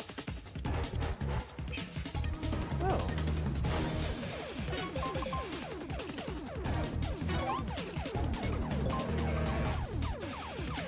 We'll play through Halo together on stream. We talked, like, we didn't really talk about it. We briefly mentioned to each other the other day with the Halo remake.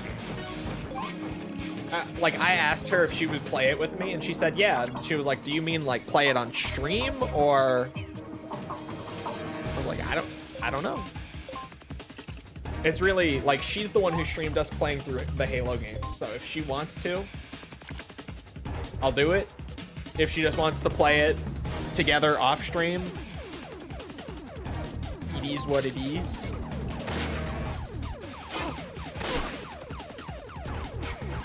Oh, this room is just trying to upset me at this point. What is happening? But you are streaming it too? Yeah, I'll be streaming it like during the day while you're at work.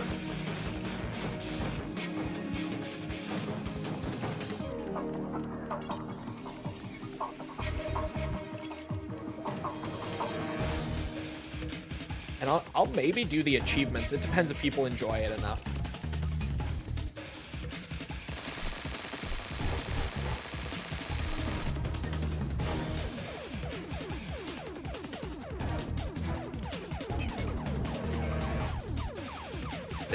This hand pisses me off so much.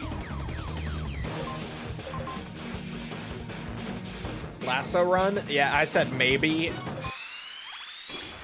I don't know if there will be lasso or not. God, I hope there's not an achievement for it, but God knows there will be, now that I say it.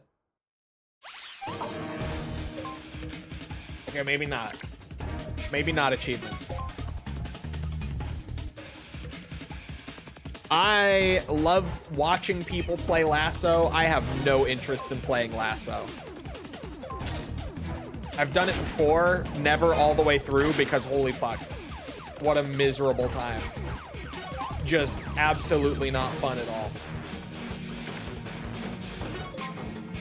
I mean, most Halo games, to actually complete a Lasso run, you're damn near required to learn like speedrun skips and boundary breaks and all that. Like, you don't even actually play through the levels in most Lasso runs of Halo. You normally skip stuff all over the place because that's the only way to really do it.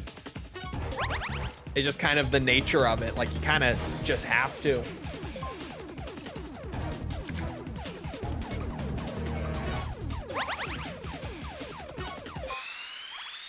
Is Infinite the easiest? Why is Infinite the easiest? Does it have like a...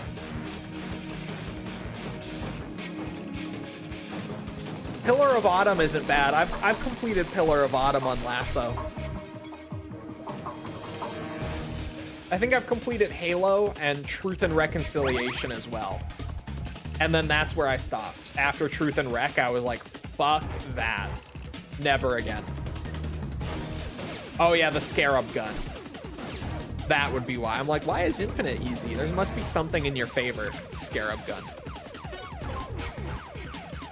That would do it.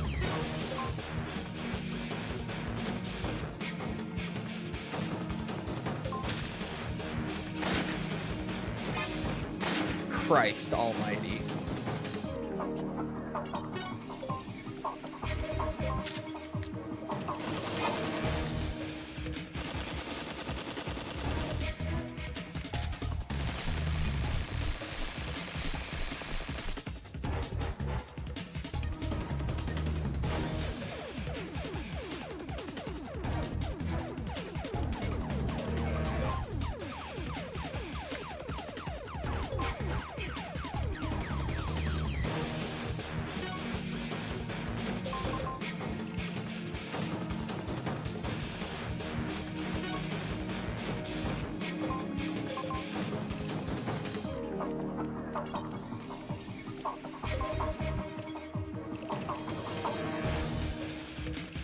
This should help.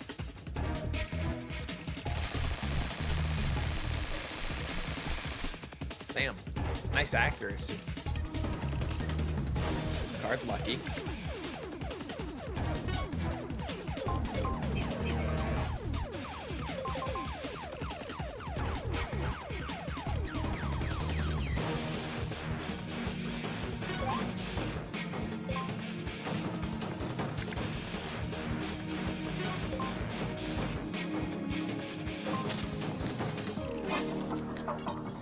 Motherfucker has ceramic armor on. Oh my God.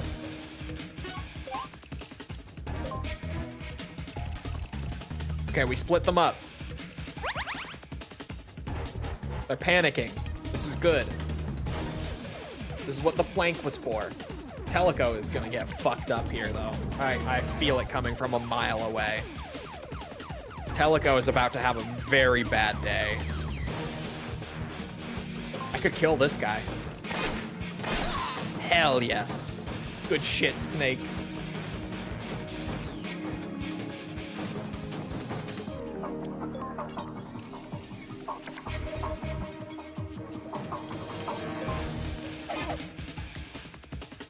Bro evaded the kick. This game pisses me off. I do enjoy Acid, but Jesus Christ, sometimes I'm just like, are you serious?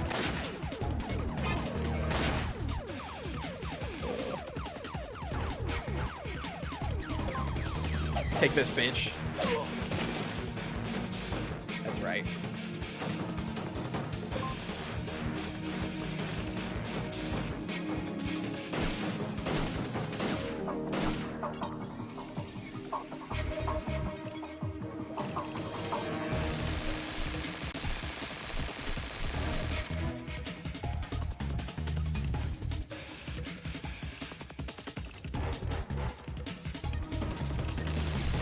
Weird. Weird that he would intentionally spread out like that. Uh-oh.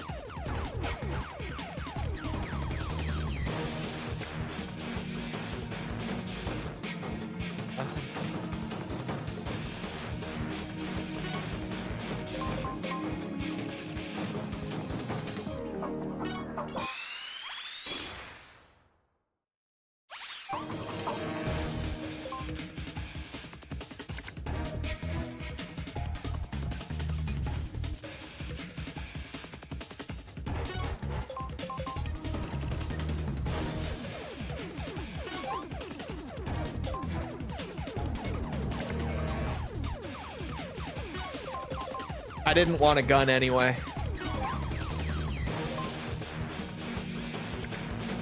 Thank God.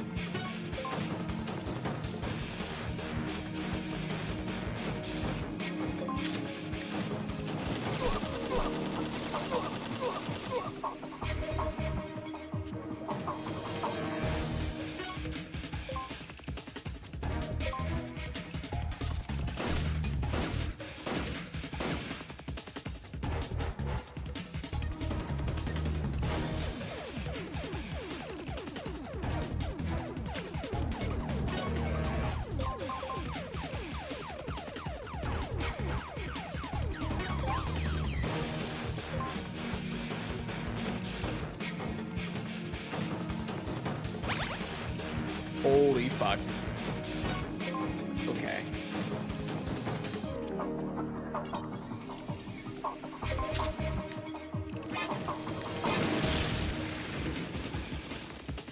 I hate that he had armor on and just tanked that explosion.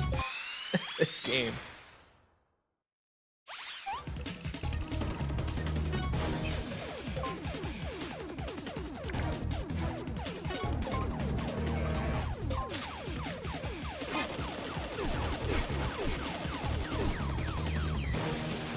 Also heard the relation between Xbox and PlayStation is tainted now since Asha pulled Halo Showcase in State of Play. I saw that headline. Bro, I'm gonna be so real. What relationship? When have Xbox and PlayStation ever been friends? Like, literally, in either of their respective existences. Like, what relationship was tainted? Because I saw that headline and I was just like, this is dumb. Like, am I the only one? What are they talking about? Genuinely.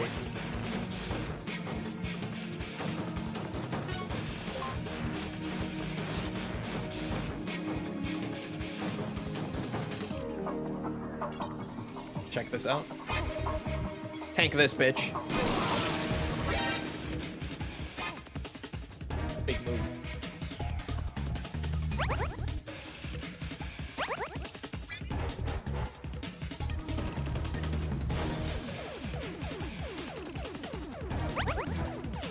He's bleeding.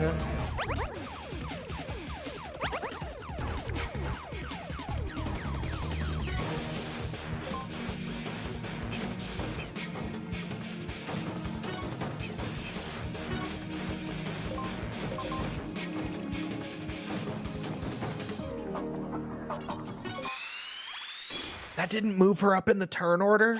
All right, last resort. It didn't do much, but it took out one of his cards.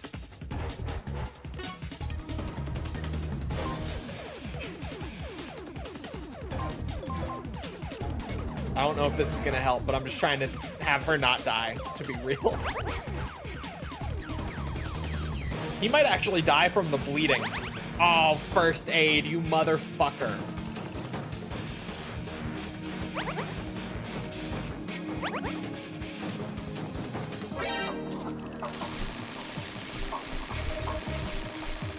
Oh, she lived. Barely. I don't think she's gonna live much longer. He's going for Snake? No, okay. I was like, there's no way he goes for Snake here.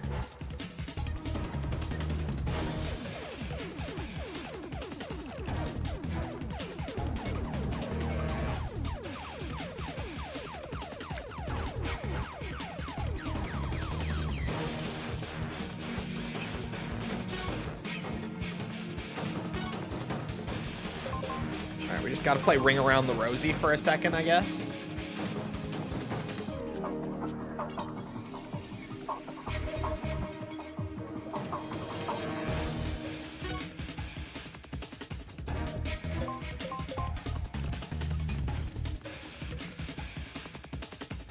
We're stalling for time.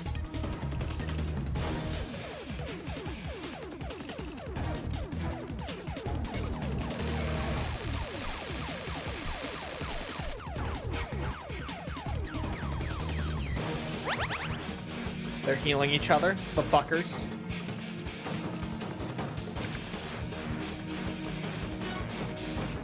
Snake can't draw a gun for the life of him.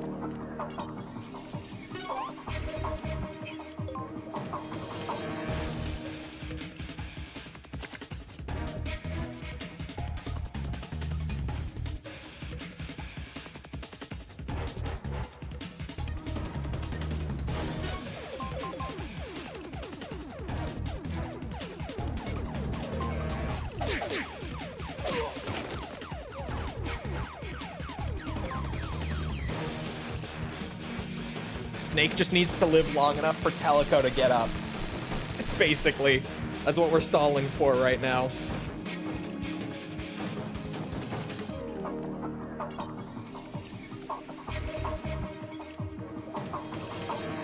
I think it's roughly 20 or 30 costs for a downed ally to get up. So probably like 10, 15 more she'll be up.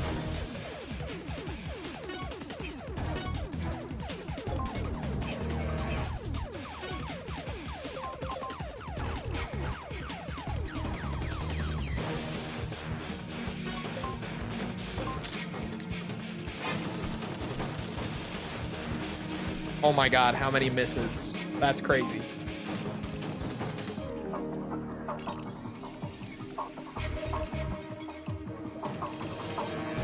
If I say that about Kingdom Hearts, people look at me weird. No comment.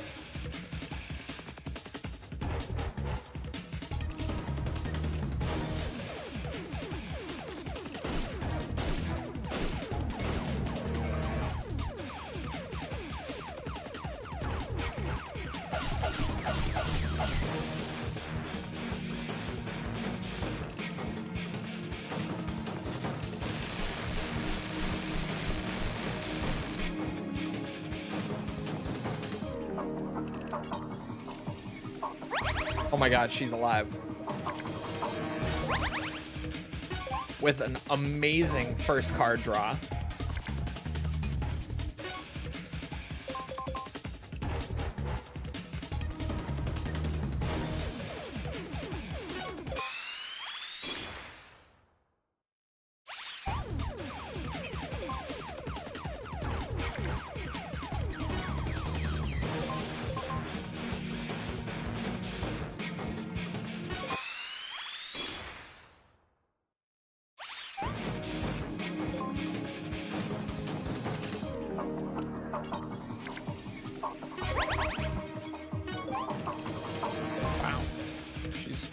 Go.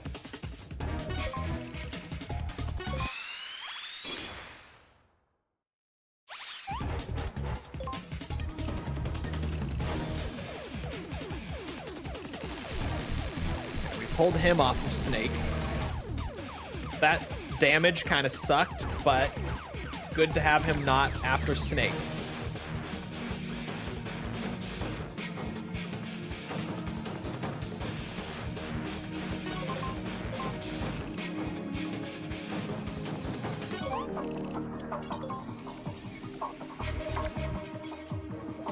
I don't know what I thought I was doing there. I'll be real. Should have just done this.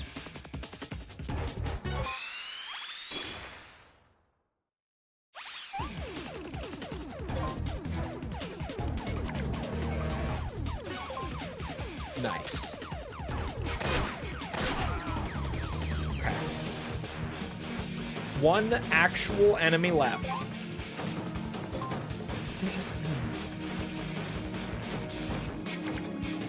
Shield guy does not count. Stealth camo's clutch.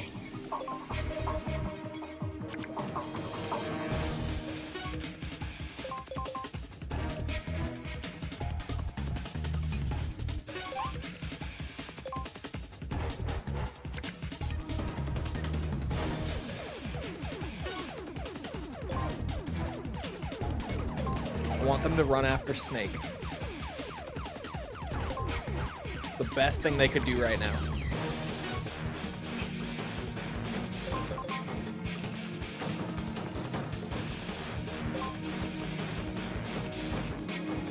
Yes. The other guy too. Come on. Oh,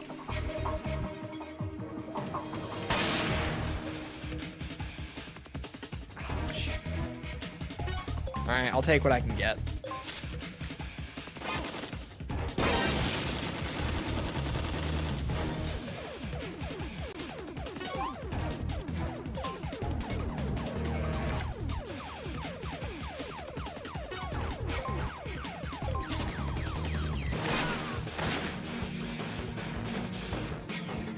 You think Xbox could make a Sunset Overdrive sequel if they wanted? It's their IP, but with the major issue being, or that the game is an Insomniac game. They could make it if they wanted to, yeah. Like, if they could just get someone else to do it, if they were set on another Sunset Overdrive, I would love a sequel to it.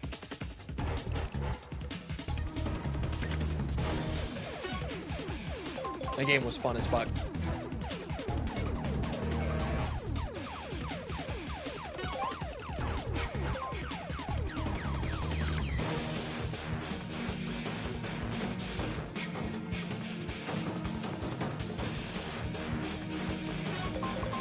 I just don't want this. Simply.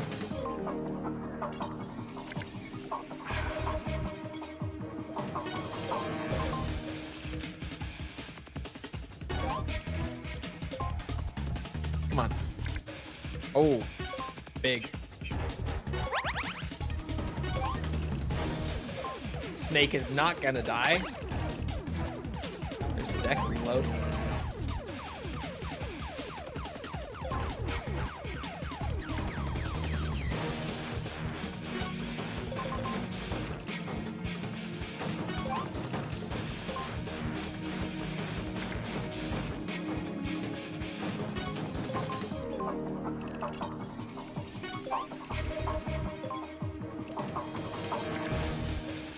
My God.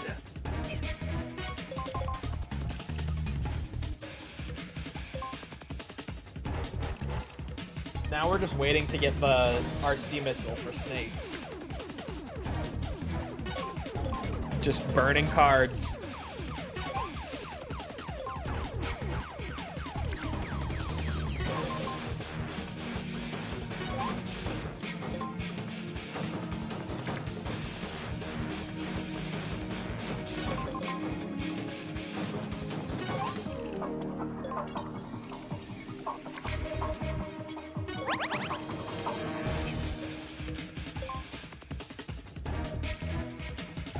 What the fuck was Phil Spencer even doing? That is a great question.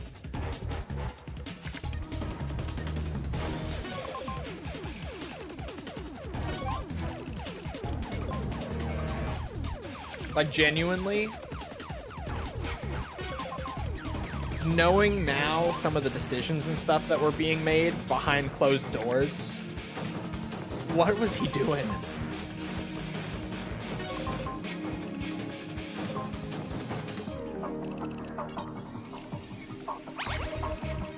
Jesus Christ. Having high cost right now is actually a good thing because this alert needs to go away and the chaff needs to go away as well. This RC missile's not going to come out until the very end, and we just hit the deck reload too before starting to cycle. We're down to 11 cards left.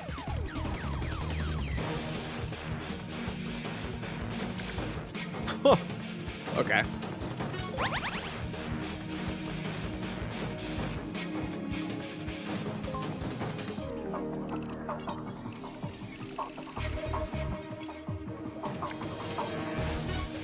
I'll take it. But like, oh, chaff is gone. We're down to 8 cards. We're down to 8 cards left.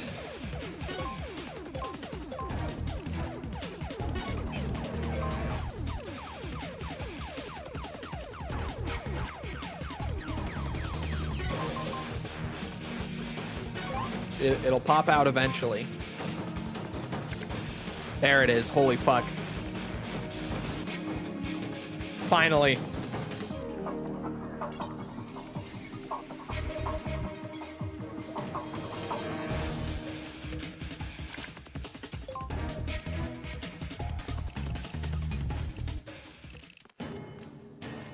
Uh-oh. He didn't see. He didn't see anything.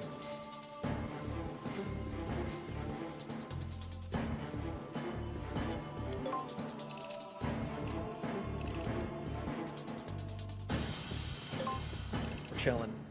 We're back on track. It was quite the scramble.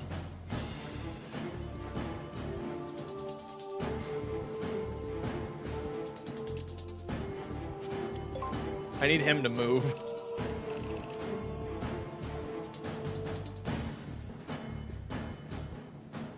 Oh, he has 7 costs. Don't worry about it, big man. Just gonna slip right by you there.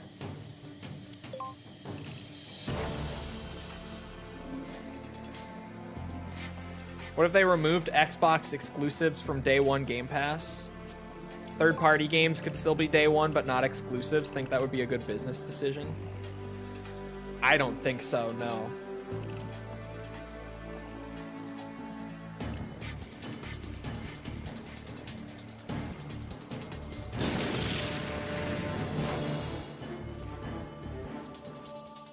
I think Game Pass was like a good thing until they started fucking with it. Like, obviously they were loss leading early on, but I think they overcorrected. And I think Asha probably, with the new prices, what's it? I think she's getting back on track with like having a program that will generate profit and make up for the lost potential profit in actually selling the games. But, you know, without... Sorry, I'm trying to word it and think at the same time right now. My brain is doing too many things.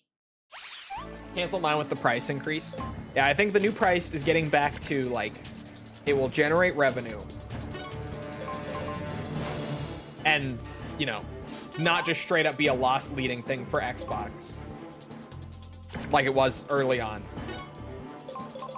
And it should, ideally, make up for the software sales that they're potentially losing. Should being the keyword, but I think if exclusives weren't day one on Game Pass, I don't know what the point of Game Pass would really be. Just to be totally real, like, I don't know why you would even get Game Pass at that point.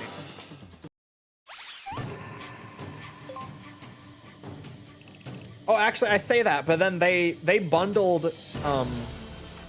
Xbox Live into Game Pass if you're on Xbox, which a lot of Game Pass subscribers aren't on Xbox. They're on PC, which is also genuinely one of the good things about Game Pass for them business-wise is it's not limited to the Xbox user base.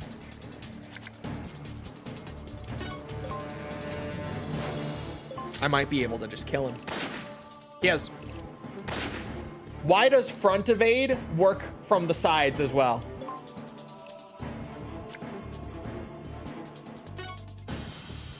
Konami. Explain. Why did he just front evade a shot from the side? Make it make sense. He did it again. Why does it work like that? That's what I did. I used it on PC. Yeah, I think that genuinely is a huge boon of the way that they initially set up Game Pass.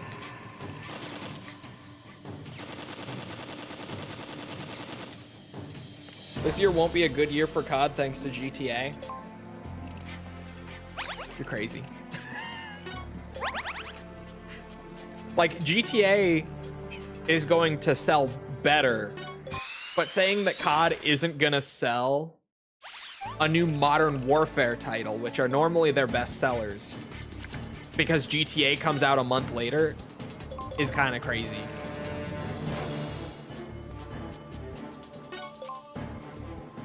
The average mass market consumer is going to want both.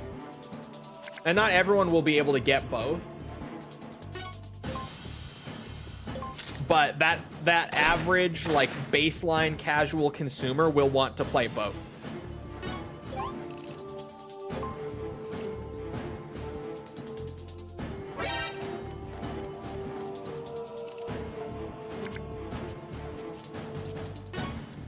If you are like that average, like, baseline casual consumer, this year's, like, October, November is gonna be like fucking Christmas for you, between both a new Modern Warfare and a new GTA. Bro, why is Snake missing these shots? What is happening? What's 2 costs? He needs to die now.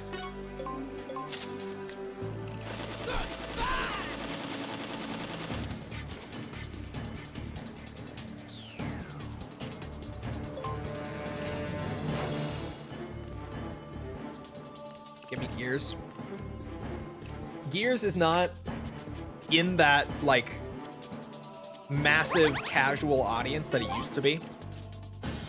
But for me, like, the fact that all in one year, I'm getting a Halo. Granted, it's a remake, but it seems like it has some good longevity to it with the skulls and whatnot. Like, it seems like it actually is, even though it's just a remake of CE, like, I love CE's campaign. It has new missions. It has a ton of skulls that are, like, actually just modifiers for fun and not, like, challenge modifiers. Like the classic stuff and the stuff that changes the environments and the stuff that allows enemies to spawn into missions that normally wouldn't be there. Like, being able to play Pillar of Autumn, but with the Flood replacing the Covenant on that mission is gonna be so fucking cool. Like, having, like, this sort of, like, Dead Space type scenario of the Flood invading, like, a fully populated UNSC ship. That's gonna be so fucking cool. Genuinely. Just the idea of that as a Halo fan is awesome.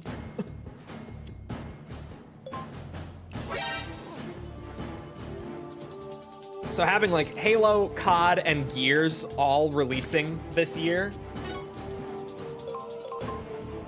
it's gonna be so good. I'm gonna be... And there's a Doom expansion. Next month, even. Less than a month away, there's a Doom expansion. I specifically am eating so good this year. Like, all of my favorite shooters from over the years, all at once. It's great.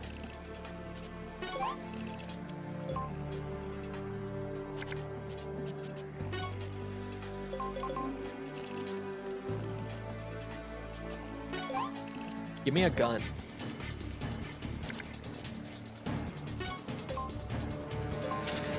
Wolverine and Ace Combat are more hype than Halo and Gears for me. Ace Combat 2 later this year. There's so much. Wolverine, my excitement has significantly decreased after that recent, like, showcase of it. It doesn't look right. And then the story stuff that they followed up with after that presentation is doing the opposite of exciting me as well. Like, I don't know why they would go that direction for, like, debuting Wolverine within the Insomniac, like, verse, if you will. I just, like, I'll still check it out, I think. But my excitement has significantly declined. That's right. Yeah, you have to go around. It doesn't go over. I forget that. Well, I'm gonna have to draw another one. I understand the trepidation. I don't know, man. Oh, I should have discarded. What am I doing? Like, it doesn't look right. And they still have some time to polish it, but they don't have a ton of time to polish it. And, like, the Spider-Man games looked really solid when they got to this point in their marketing where we got, like, uncut gameplay segments for the marketing. And it just... I don't know. It looks like Wolverine is not coming together right from what we just saw of it. It will depend on how it feels to play. Yeah, and that's the thing. Like, it looks really rough and rigid to play. And, like, not in a good, like... I know that it might sound weird to say not in a good way, but like genuinely not in like the Gears of War 3 way, where like that weight and that stiffness is sort of a positive. It just looks rough. Like it looks like it plays awkwardly from that gameplay. Could feel different in hands. It could. I don't know, man. I'm very skeptical on Wolverine. Suddenly. I wasn't before, but now I am.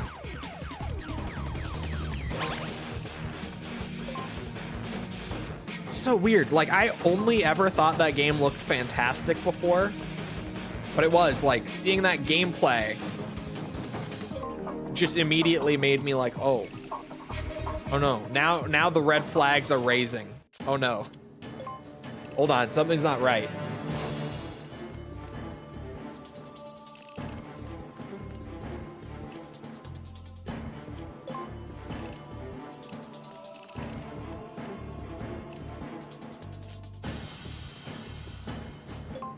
I need to toss stuff again.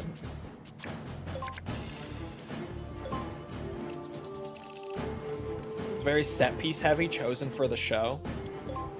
That's the thing too, is that we know that the game is just going to be set piece heavy, because they confirmed also in the blog post that it is a linear story based game and not an open world or like sandbox experience. The art direction and the color palette wasn't just very, or just isn't very exciting for me personally.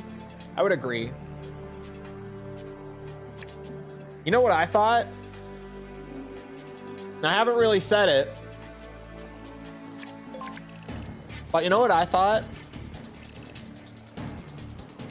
Some of the environments straight up looked bad. Like, not all of them. It was very, like, hit or miss depending on what they were showing. But some of those environments just looked shit. Like, there were parts of it that genuinely looked super flat and like not a whole lot of effort had gone into the level design part of it. And I don't know if that's like a, you know, we just haven't polished these sections up yet thing or what. But like genuinely some of it just looked visually unappealing. It was weird, man.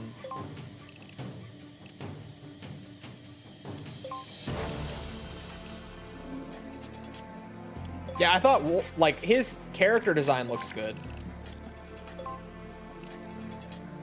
But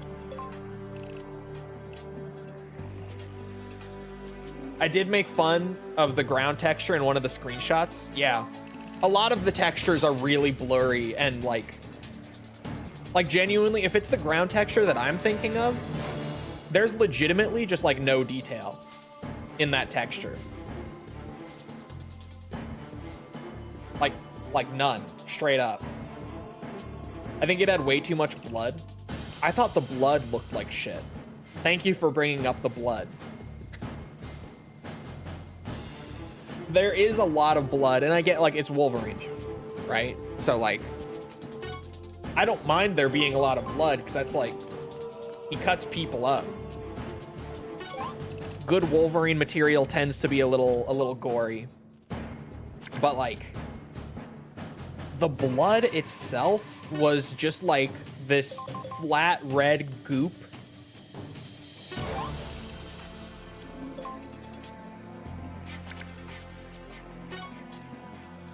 And it's weird to describe because you say that out loud and you're like, well, yeah, it's blood. But like, I feel like someone will know what I'm talking about. Like the blood looked weird. Looked like the Portal 2 goop, but red. Yeah, kind of, actually. The Portal 2, like, the blue and the orange goop, just red.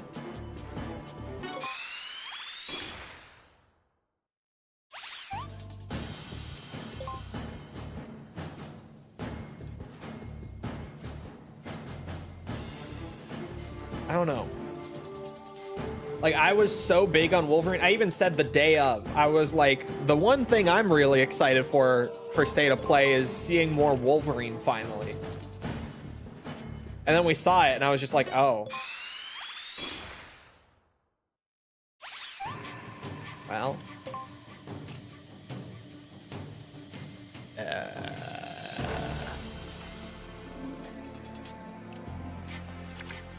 I feel like after all of the presentations last week, like, Wolverine is still on my radar as something that I'm interested in checking out. But it's legitimately, like, out of everything that made that list, it's at the bottom of that list. Like, out of the list of things that I want to play from all the showcases over the last week, it's like the thing I want to play the least. I still want to play it, but out of everything I'm excited for, I'm least excited for Wolverine.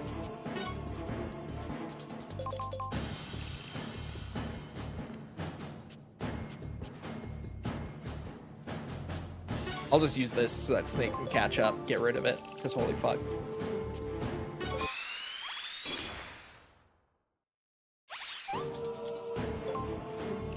Frank the Cube, voiced by Jack Quaid. I'm not too keen on the new God of War either, but I haven't been too keen on any God of War since, you know, Ascension. So, should we predict Metacritic score? I bet the Metacritic score will sit somewhere mid to high 80s. If I had to place a bet.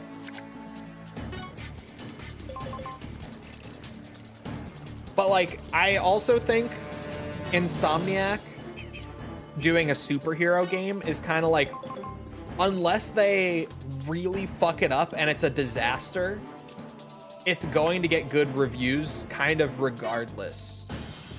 You know what I mean? Like, it's, people are, or outlets are just gonna give it good reviews because it's the new Insomniac superhero game. So I would guess it'll be like mid to high 80s. Like, even regardless of whether it deserves that score, I think that's probably where it will land.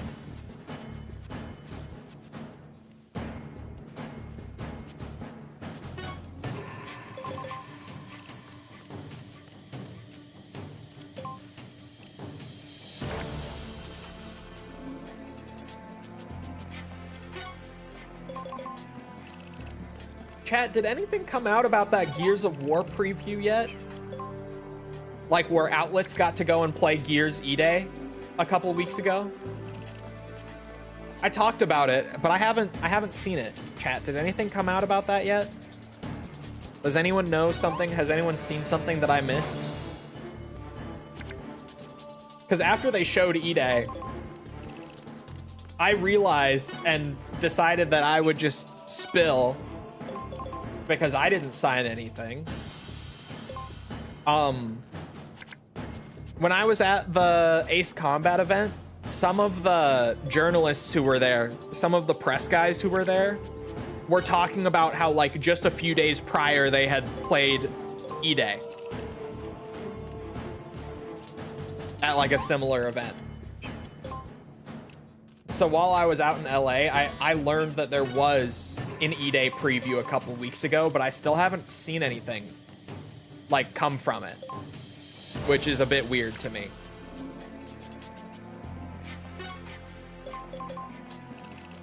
Like, they must have some really random embargo. Maybe they pushed it back to not overlap with the Halo one, because there was just that big Halo preview that came out, but, like, I really don't know.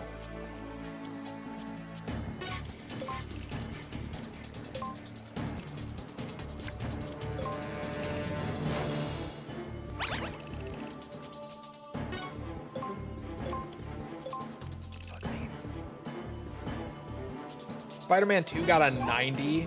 Looked so uninspired. Spider-Man 2 is fun. It's not a 9 out of 10. I really enjoyed Spider-Man 2, but, like, it's IGN had a video about the behind closed doors thing. Okay, so it's not embargoed. They just... So weird. Sony are glazed like Nintendo are glazed? Yeah. Anything first party from Sony and Nintendo just gets high reviews. Like, really, it's like I said before, like, unless they really fuck it up and it's a disaster, it gets high reviews.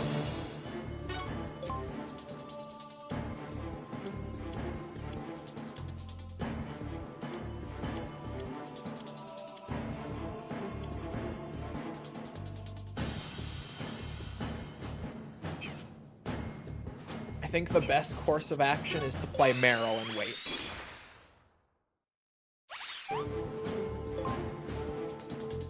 See if I regret this. I don't.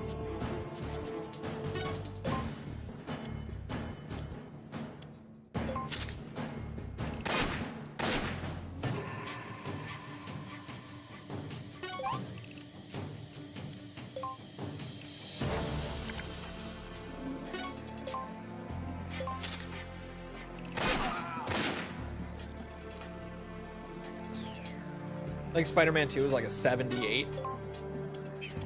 Yeah, I would say it's more about how I felt about it.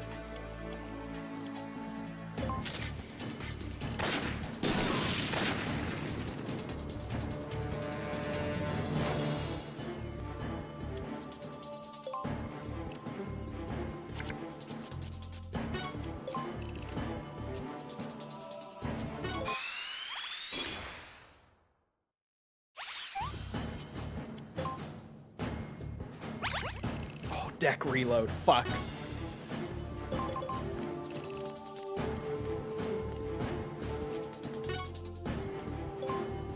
Wait, there's not a scanner here? Oh, I thought there was. I don't know why, but I thought there was a scanner there. I'll yoink a free Chronicle pack as I sneak past the dogs.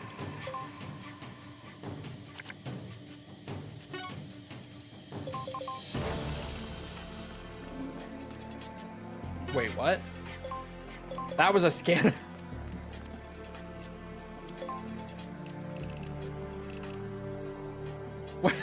That is a scanner.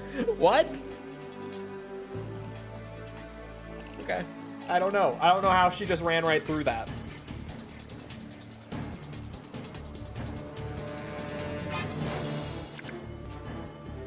Apparently the crazy taxi thing was just for them using placeholders and concept art. It was. Now hear me out.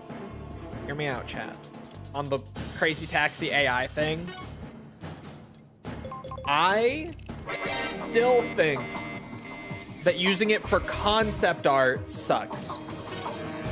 Like, majorly sucks. Hear me out. Hear me out. Because, like, I'm not against using it for placeholders at all. Everyone is using it for placeholders.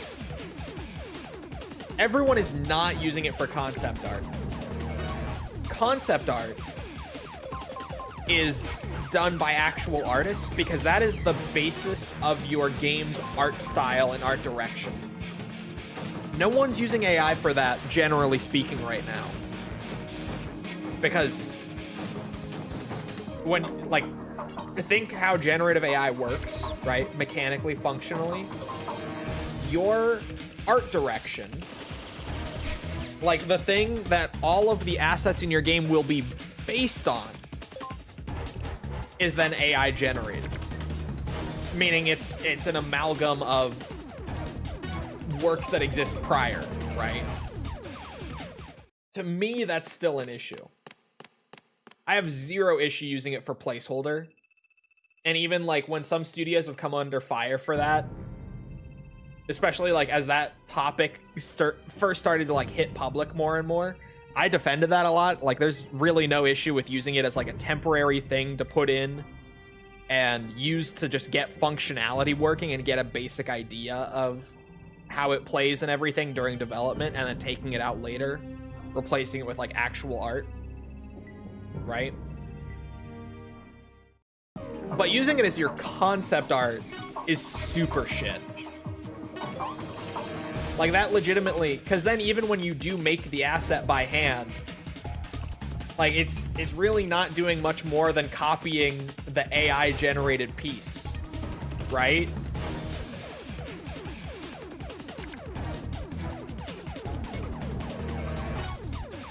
I said concept art without thinking. I don't know if Crazy Taxi did. Crazy Taxi did use it for concept. That was what their statement was. You were right. And I thought it was crazy even that they came out and were like, yeah, you guys, we just used it for like concepting.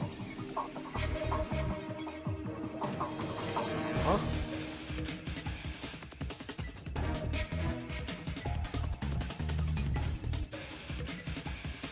Like trying to pitch it? I don't think so. I think they used it for more than that. I could be wrong on their statement, but I thought they were saying they were using it for concept art.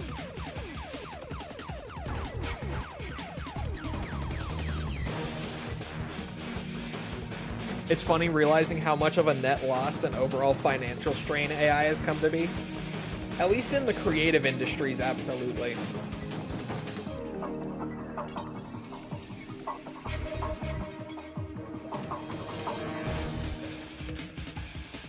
You don't need Yoji Shinkawa to make a Crazy Taxi concept art. Okay, but you say that. You say that. But like, now that you have said that, take a second. Imagine how badass a Crazy Taxi game with the art done by Yoji Shinkawa would be. Does it need it? No. Would it be better? Yeah. It would be so much better. That would be fucking cool. Come on.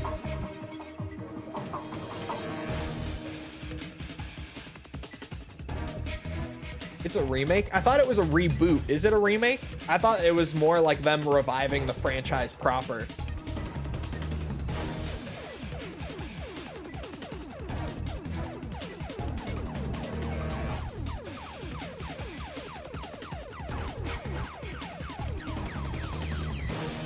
Is it a remake or a reboot? I thought it was a reboot. It's kind of both.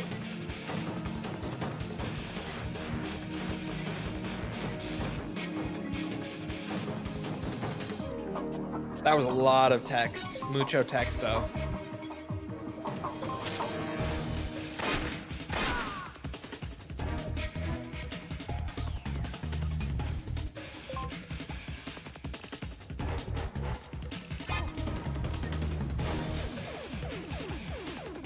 It's more a new game. I thought so.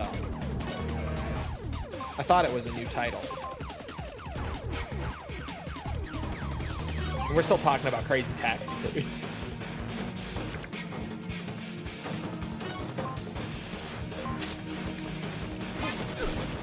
They're making like 4 new cities around the world. Okay, that is just a new game.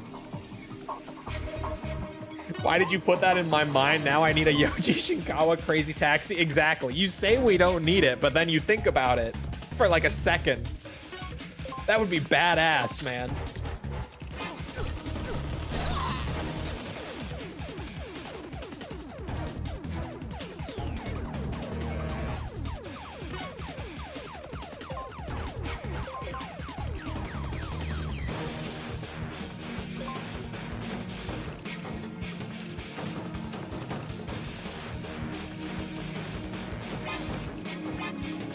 Chat, you want to know something funny?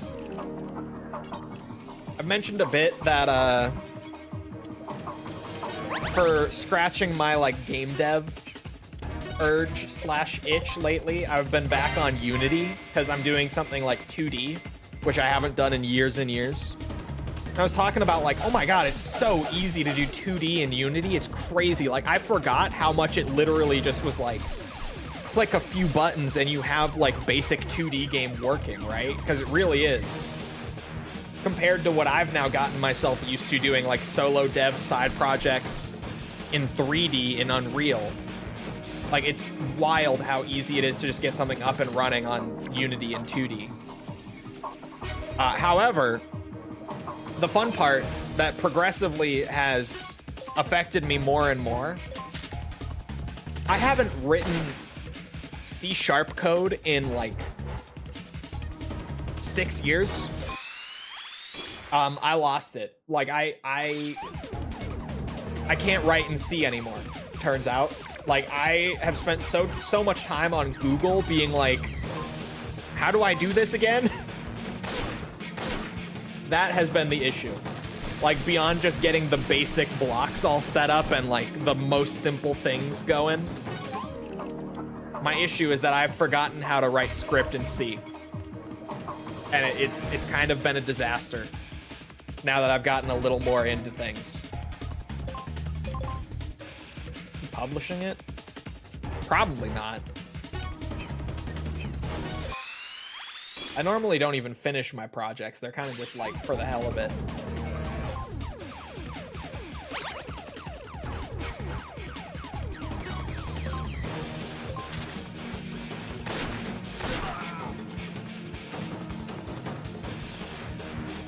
Speaking of, I keep forgetting. False, are you here? The Chol game. Yes, the Chol game.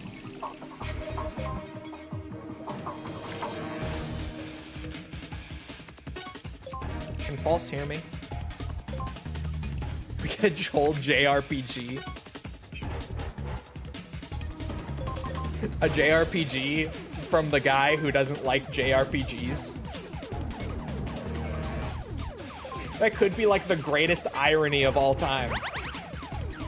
I could make a badass JRPG while being known as the guy who doesn't really fuck with JRPGs.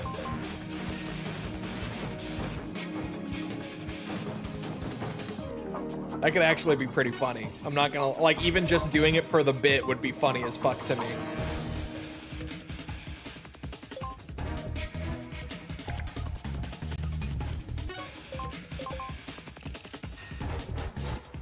Oh. I forgot how the gimmick works here. Like making a horror game while not fucking with horror. Which has been done a lot. Like Kojima is currently doing OD. But even like more notably, Shinji Mikami always hated horror. And he made Resident Evil, you know? It's been done before. People who hate a certain genre coming in and like, because they bring a totally fresh perspective and design philosophy to it, like they end up making one of the GOATs.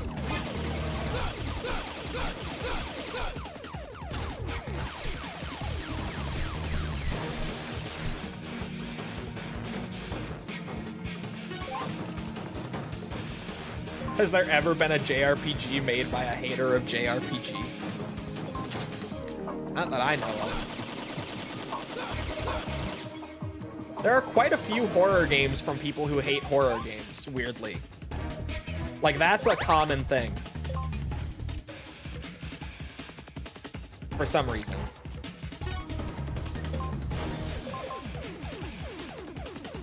I don't think False is here. I was gonna ask her because she draws for fun. I was gonna be like, hey, you ever dabble in pixel art by chance?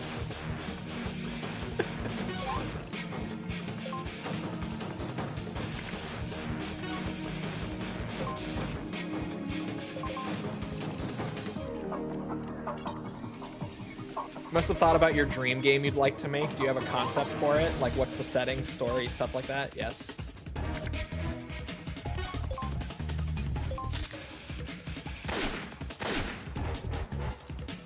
I don't think my dream game is at all what people would expect from me. Like, if you were to try to guess what my dream game would be like, I don't think people would guess it.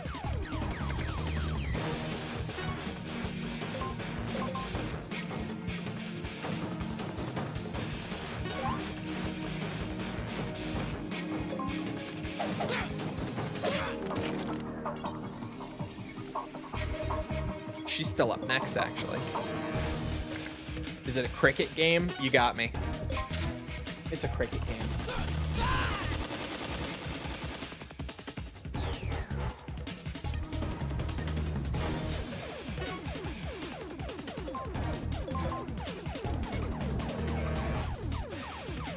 Go on then. Tell us. Maybe there's a billionaire lurking in that movie.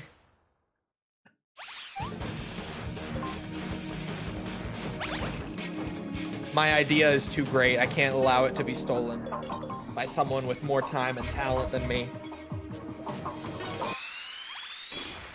The idea is too valuable.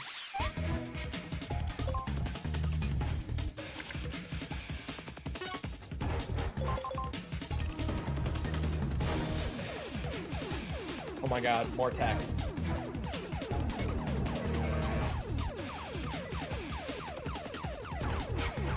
I want to point out that this entire stream has been 2 runs of this mission. Just, you know, as we're passing like the 2.5-hour mark, I would simply like to bring up that this entire stream has been this one mission.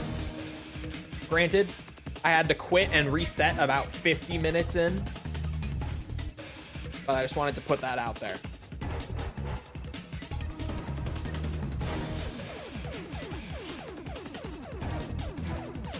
I'm gonna message False and ask about pixel art because I'm going to forget. I meant to ask her like a while ago.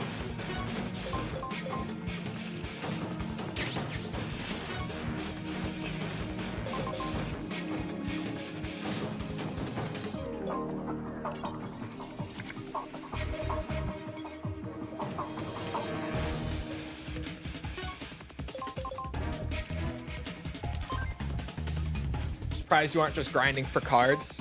Yeah, it's I'm trying to get through more of like this extreme new game plus run, but this mission fucking sucks because it's so long.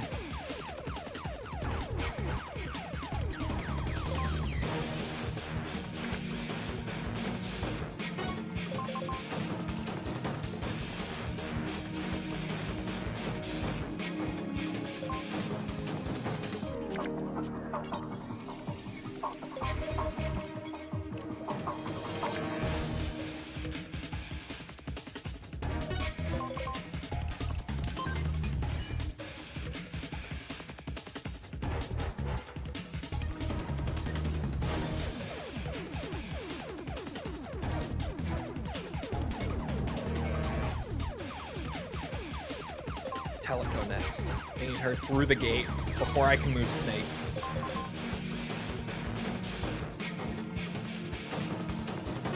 Just tell us if it's single player or multiplayer. Single player.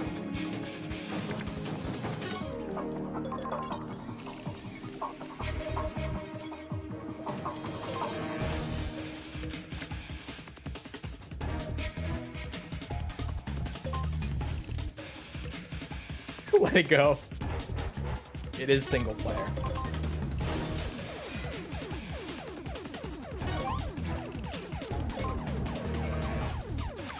Stealth action Yakuza.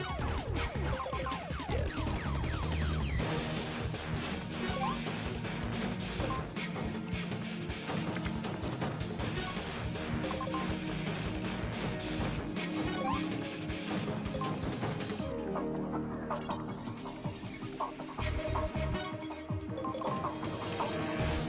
Before I end the mission, I want to play Snake's the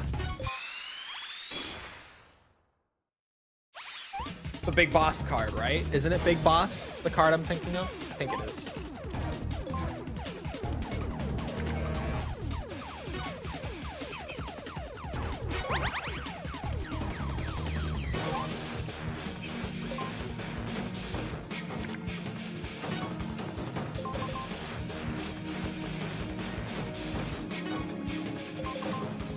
The Big Boss card. I think it is Big Boss. He just hit a deck reload. It's possible.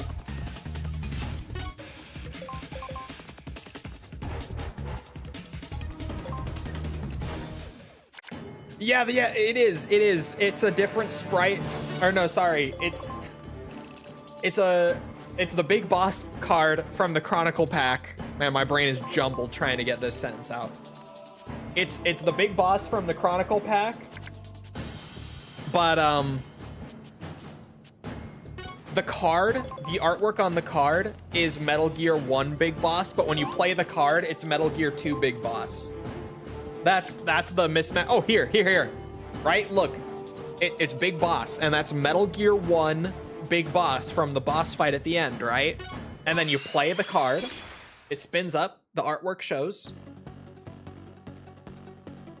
and that's Metal Gear 2. That's Metal Gear 2's Big Boss final boss fight. That was the mismatch. I forgot about it until you even said it. But there. That card makes Snake basically incapable of doing any damage to anything. But at the end of the mission, it doubles the amount of points you get paid out. So, playing it near the end, like that mission would have been less than 3,000 points had I not played that. All that time for less than 3K.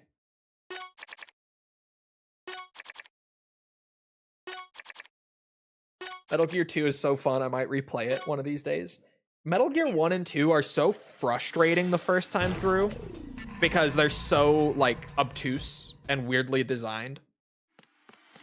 But then replaying them is a blast, especially because, like, Metal Gear 1 is like a 4-hour game. And then Metal Gear 2 is like a 5-hour game. So replaying them is a ton of fun.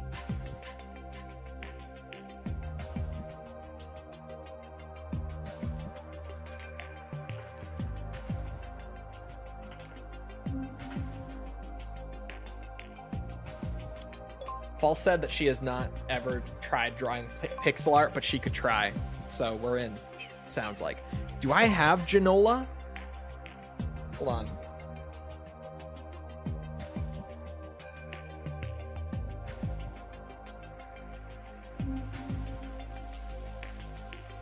I don't think I have Genola.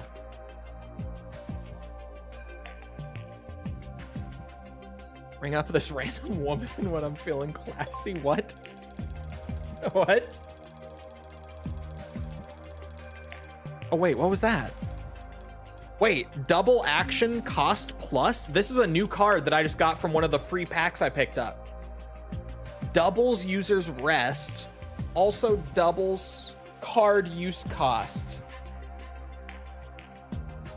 Effects last until... Wait, what? I don't even understand what that means.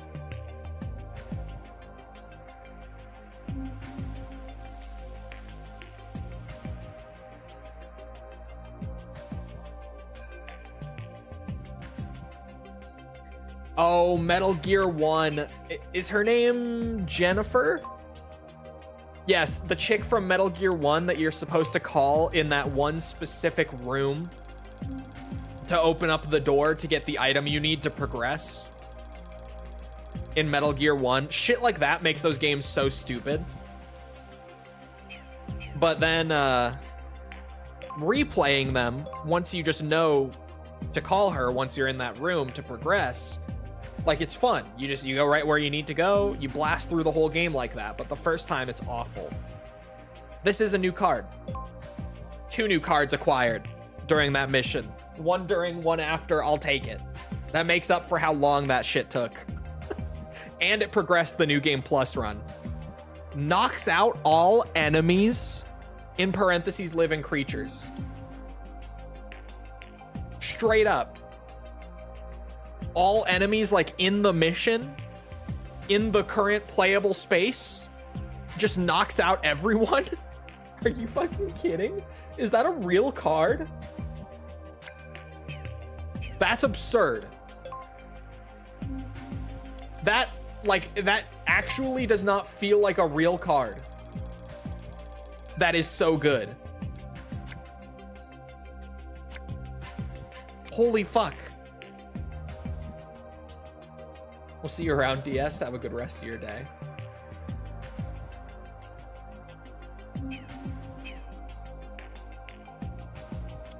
DOA 6 got delisted from Steam?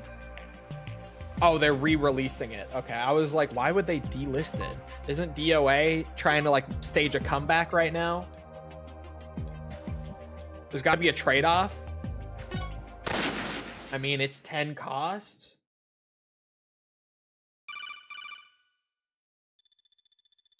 I can get a couple card farms in real quick.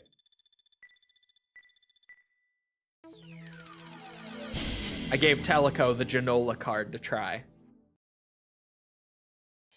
Because that sounds unreal. Legitimately.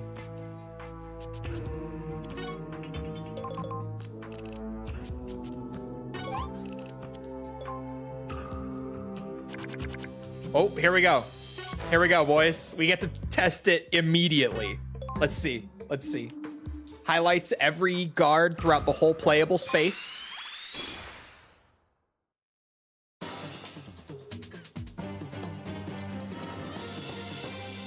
I love Metal Gear.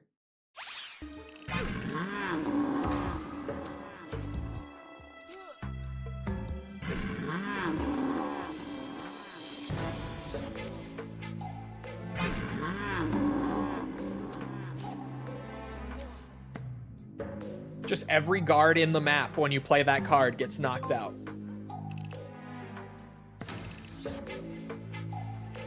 That's actually unreal. That card is broken. That is some straight broken bullshit right there.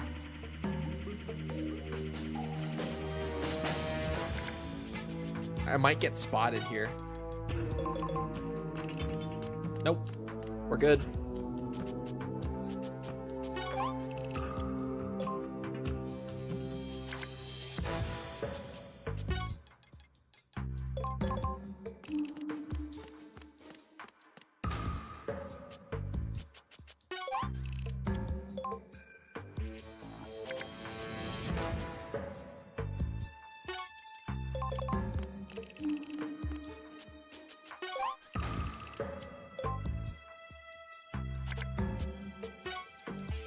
Bro, who even needs stealth camo anymore? What the fuck?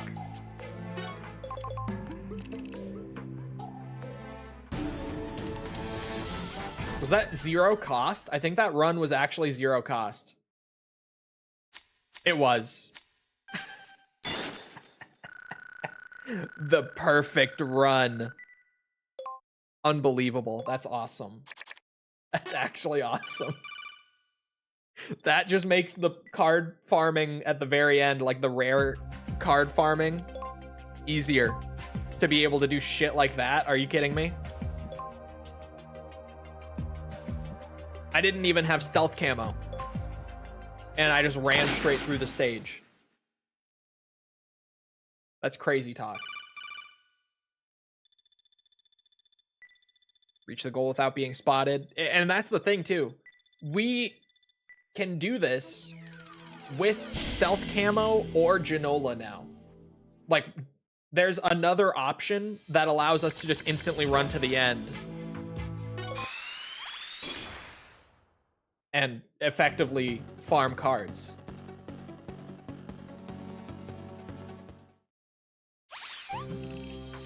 Play that for the doubled reward. Play Genola. Also drew right at the start again. We are so in business. The card farming has become so efficient with this. This card is unreal. And even, bro, getting through like the night vision stage that I have to get through next for the New Game Plus playthrough. I now just have a tool that instantly knocks out every enemy in the playable area. So like, we don't even need to bother with all the bullshit of like the night vision goggles and all that. I mean, I'll still have to for part of it. But other than that, like, I can play Genola, knock everyone out immediately, run through, go straight to the exit. This is crazy that this is now an option. I'm not overreacting. This is actually insane. In so many different ways, this is insane.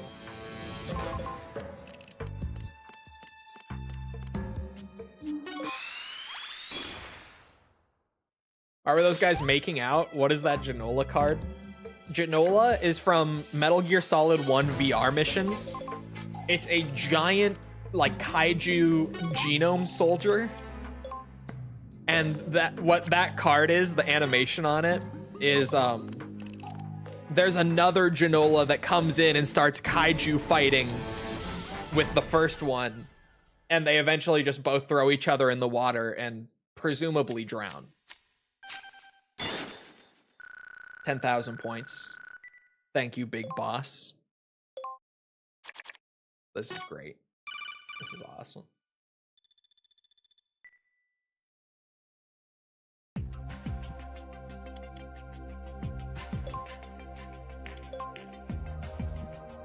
I have Solid Snake MGS1. It's weird that that's a gold foil card, but when it appears in the single card shop, it's so cheap. And it's a good card. Like, I don't use it, but MGS1 Solid Snake is a good card. I maybe should use it. There's no point putting it on right now for card farming, but it is a good card to increase your maximum life by 500. I think Snake's base max life late in the game like this is like 600 or maybe 7. I don't know. I think it's 600. Like Snake's max, and then I think Teleco has like 400 max life. So the MGS1 Snake card, which granted you can only use as Snake, you can't use it with Teleco. It brings him from like 600 max life to like 1100, which is absurd, to be honest.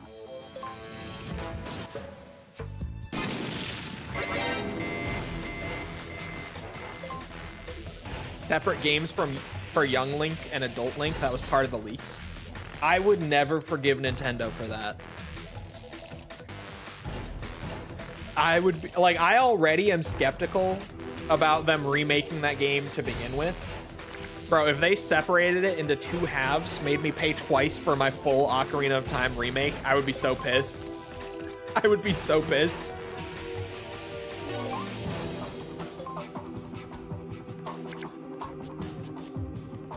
It's funny, I've been playing Ocarina of Time co-op with False lately as like our game that we've been playing together, right? Her, like, all of her fond memories of Ocarina of Time as a kid are playing as Young Link, whereas all of mine are playing as Adult Link. Like, I've always preferred that half of the game. The fire spread to Snake. God.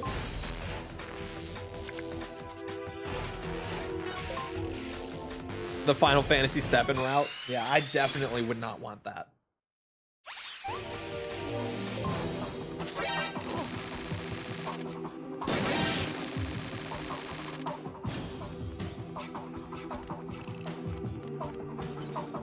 That guy does not need to be wiped out, nor does that guy. I just need to keep track of where they are.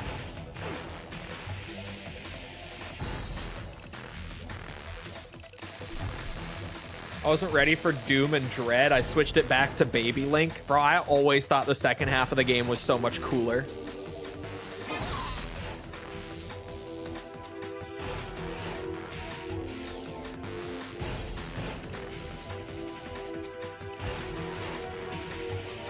No, I knew she at least made it. I didn't know that she beat the whole game as a kid, but I knew that she had at least made it to Adult Link, because she says things about, like, remembering the redeads in the market square. So, like, I knew just from little things that she had said that she had at least made it that far, and then just gone back to being Kid Link. It's always so funny to think back to stuff like that. Like, bro, as a kid, and it's funny that this is like a universal experience with gamers too. It's not like, you know, like you kind of think to yourself that it's this weird thing that you did as a kid, but like everyone did it, where you would never play games the right way Because you would just kind of like make your own fun and do stupid shit and be happy with it.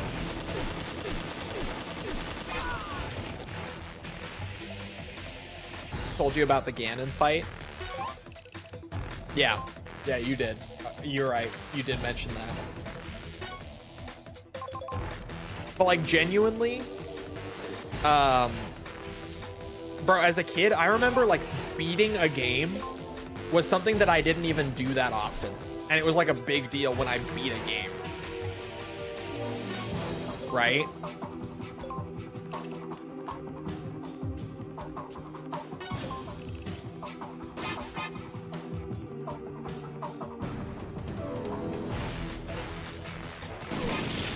Fuck that guy in particular. Teleco's taking a lot of damage. Oh, she has?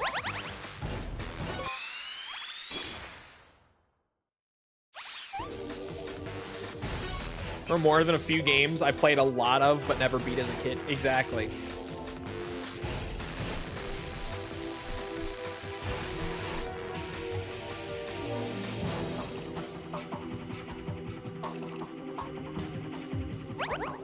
I never beat Spyro or Super Mario 64. I never beat Mario 64 as a kid. I never beat that game until I was an adult. That's a good example of one.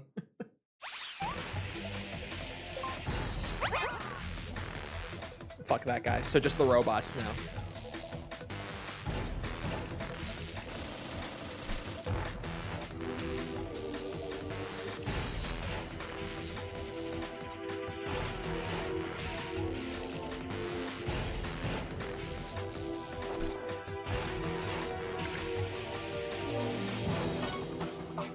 Okay. Oh, she's gonna go next. Nice. Give her a gun, maybe? Yes. Oh, she doesn't have one equipped. Okay. Now we wait. I still never beat Donkey Kong. Or Donkey Kong Country. Donkey Kong Country is so good. Hard. It's hard as fuck near the end, but so good.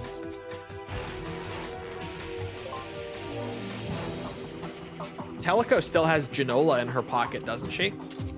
Or did, no. Yeah, she does.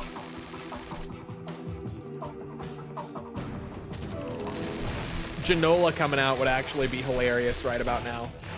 Just these two guards that are harassing us right before the end. Knock them out.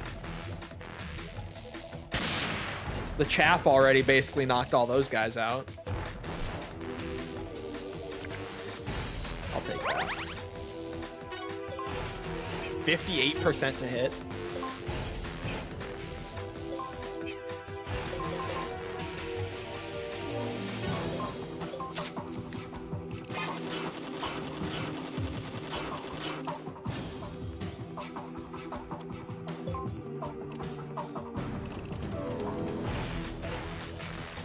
Hear about the Twilight Princess decomp? I did. I haven't checked it out yet, but I did hear about it.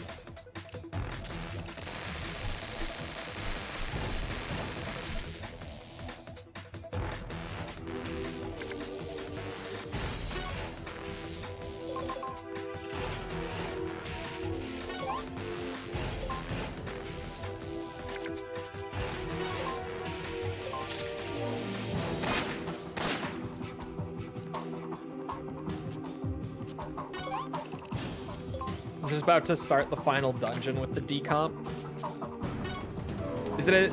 Is it Harbor Masters who did the decomp?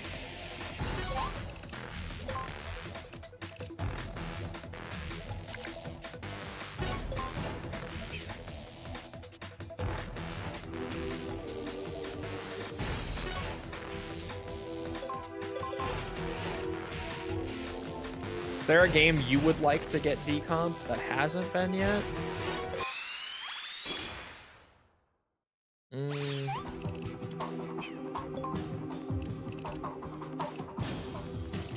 I mean, yes. I have to think of one, but yes, definitely.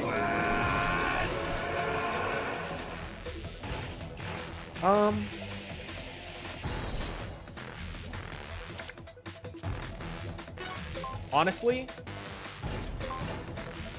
the old Armored Core games, like all of them getting decomps would be incredible for the fandom. Legitimately.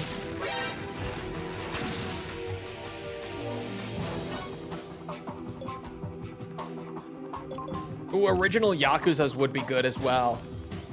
Like Yakuza 1 and 2. Yes. Those would be very good.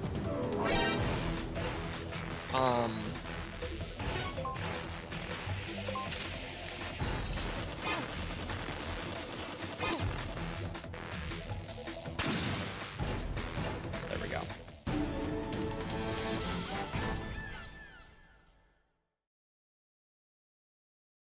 What the fuck is running outside? Some machinery. That's loud as fuck. I only just heard it once all the music stopped.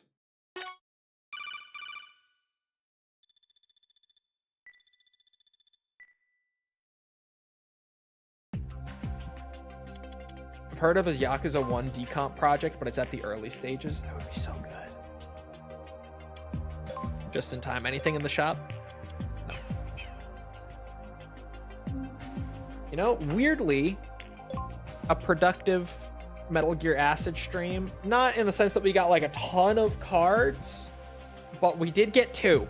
We're at less than 30 cards remaining. And we got that giant fucking mission done, which is a big deal, actually. So, with that all done, I will take my leave. I hope you guys enjoyed. If you did enjoy, and you haven't done so already, feel free to go ahead and leave a sub, follow, whatever, come back another time. We're doing this. We're doing all sorts of other stuff, like Ace Combat, Resident Evil, Yakuza. Come back for any of it. It's all good stuff. Also, if you enjoyed, you haven't done so already, leave a like. Helps out with algorithm and stuff, so I'd appreciate it. Thank you if you've done so already. Thank you if you're about to do so. If you're looking for links to anything else outside of Twitch or YouTube to engage with the community, check out links in the description below. Things like Twitter, Discord server, whatever. Those are all down there. Other than that, though, once again, I hope you guys enjoyed. I hope to see you all back here next time. I hope y'all have the rest of your day. Thank you for coming to the stream, and goodbye.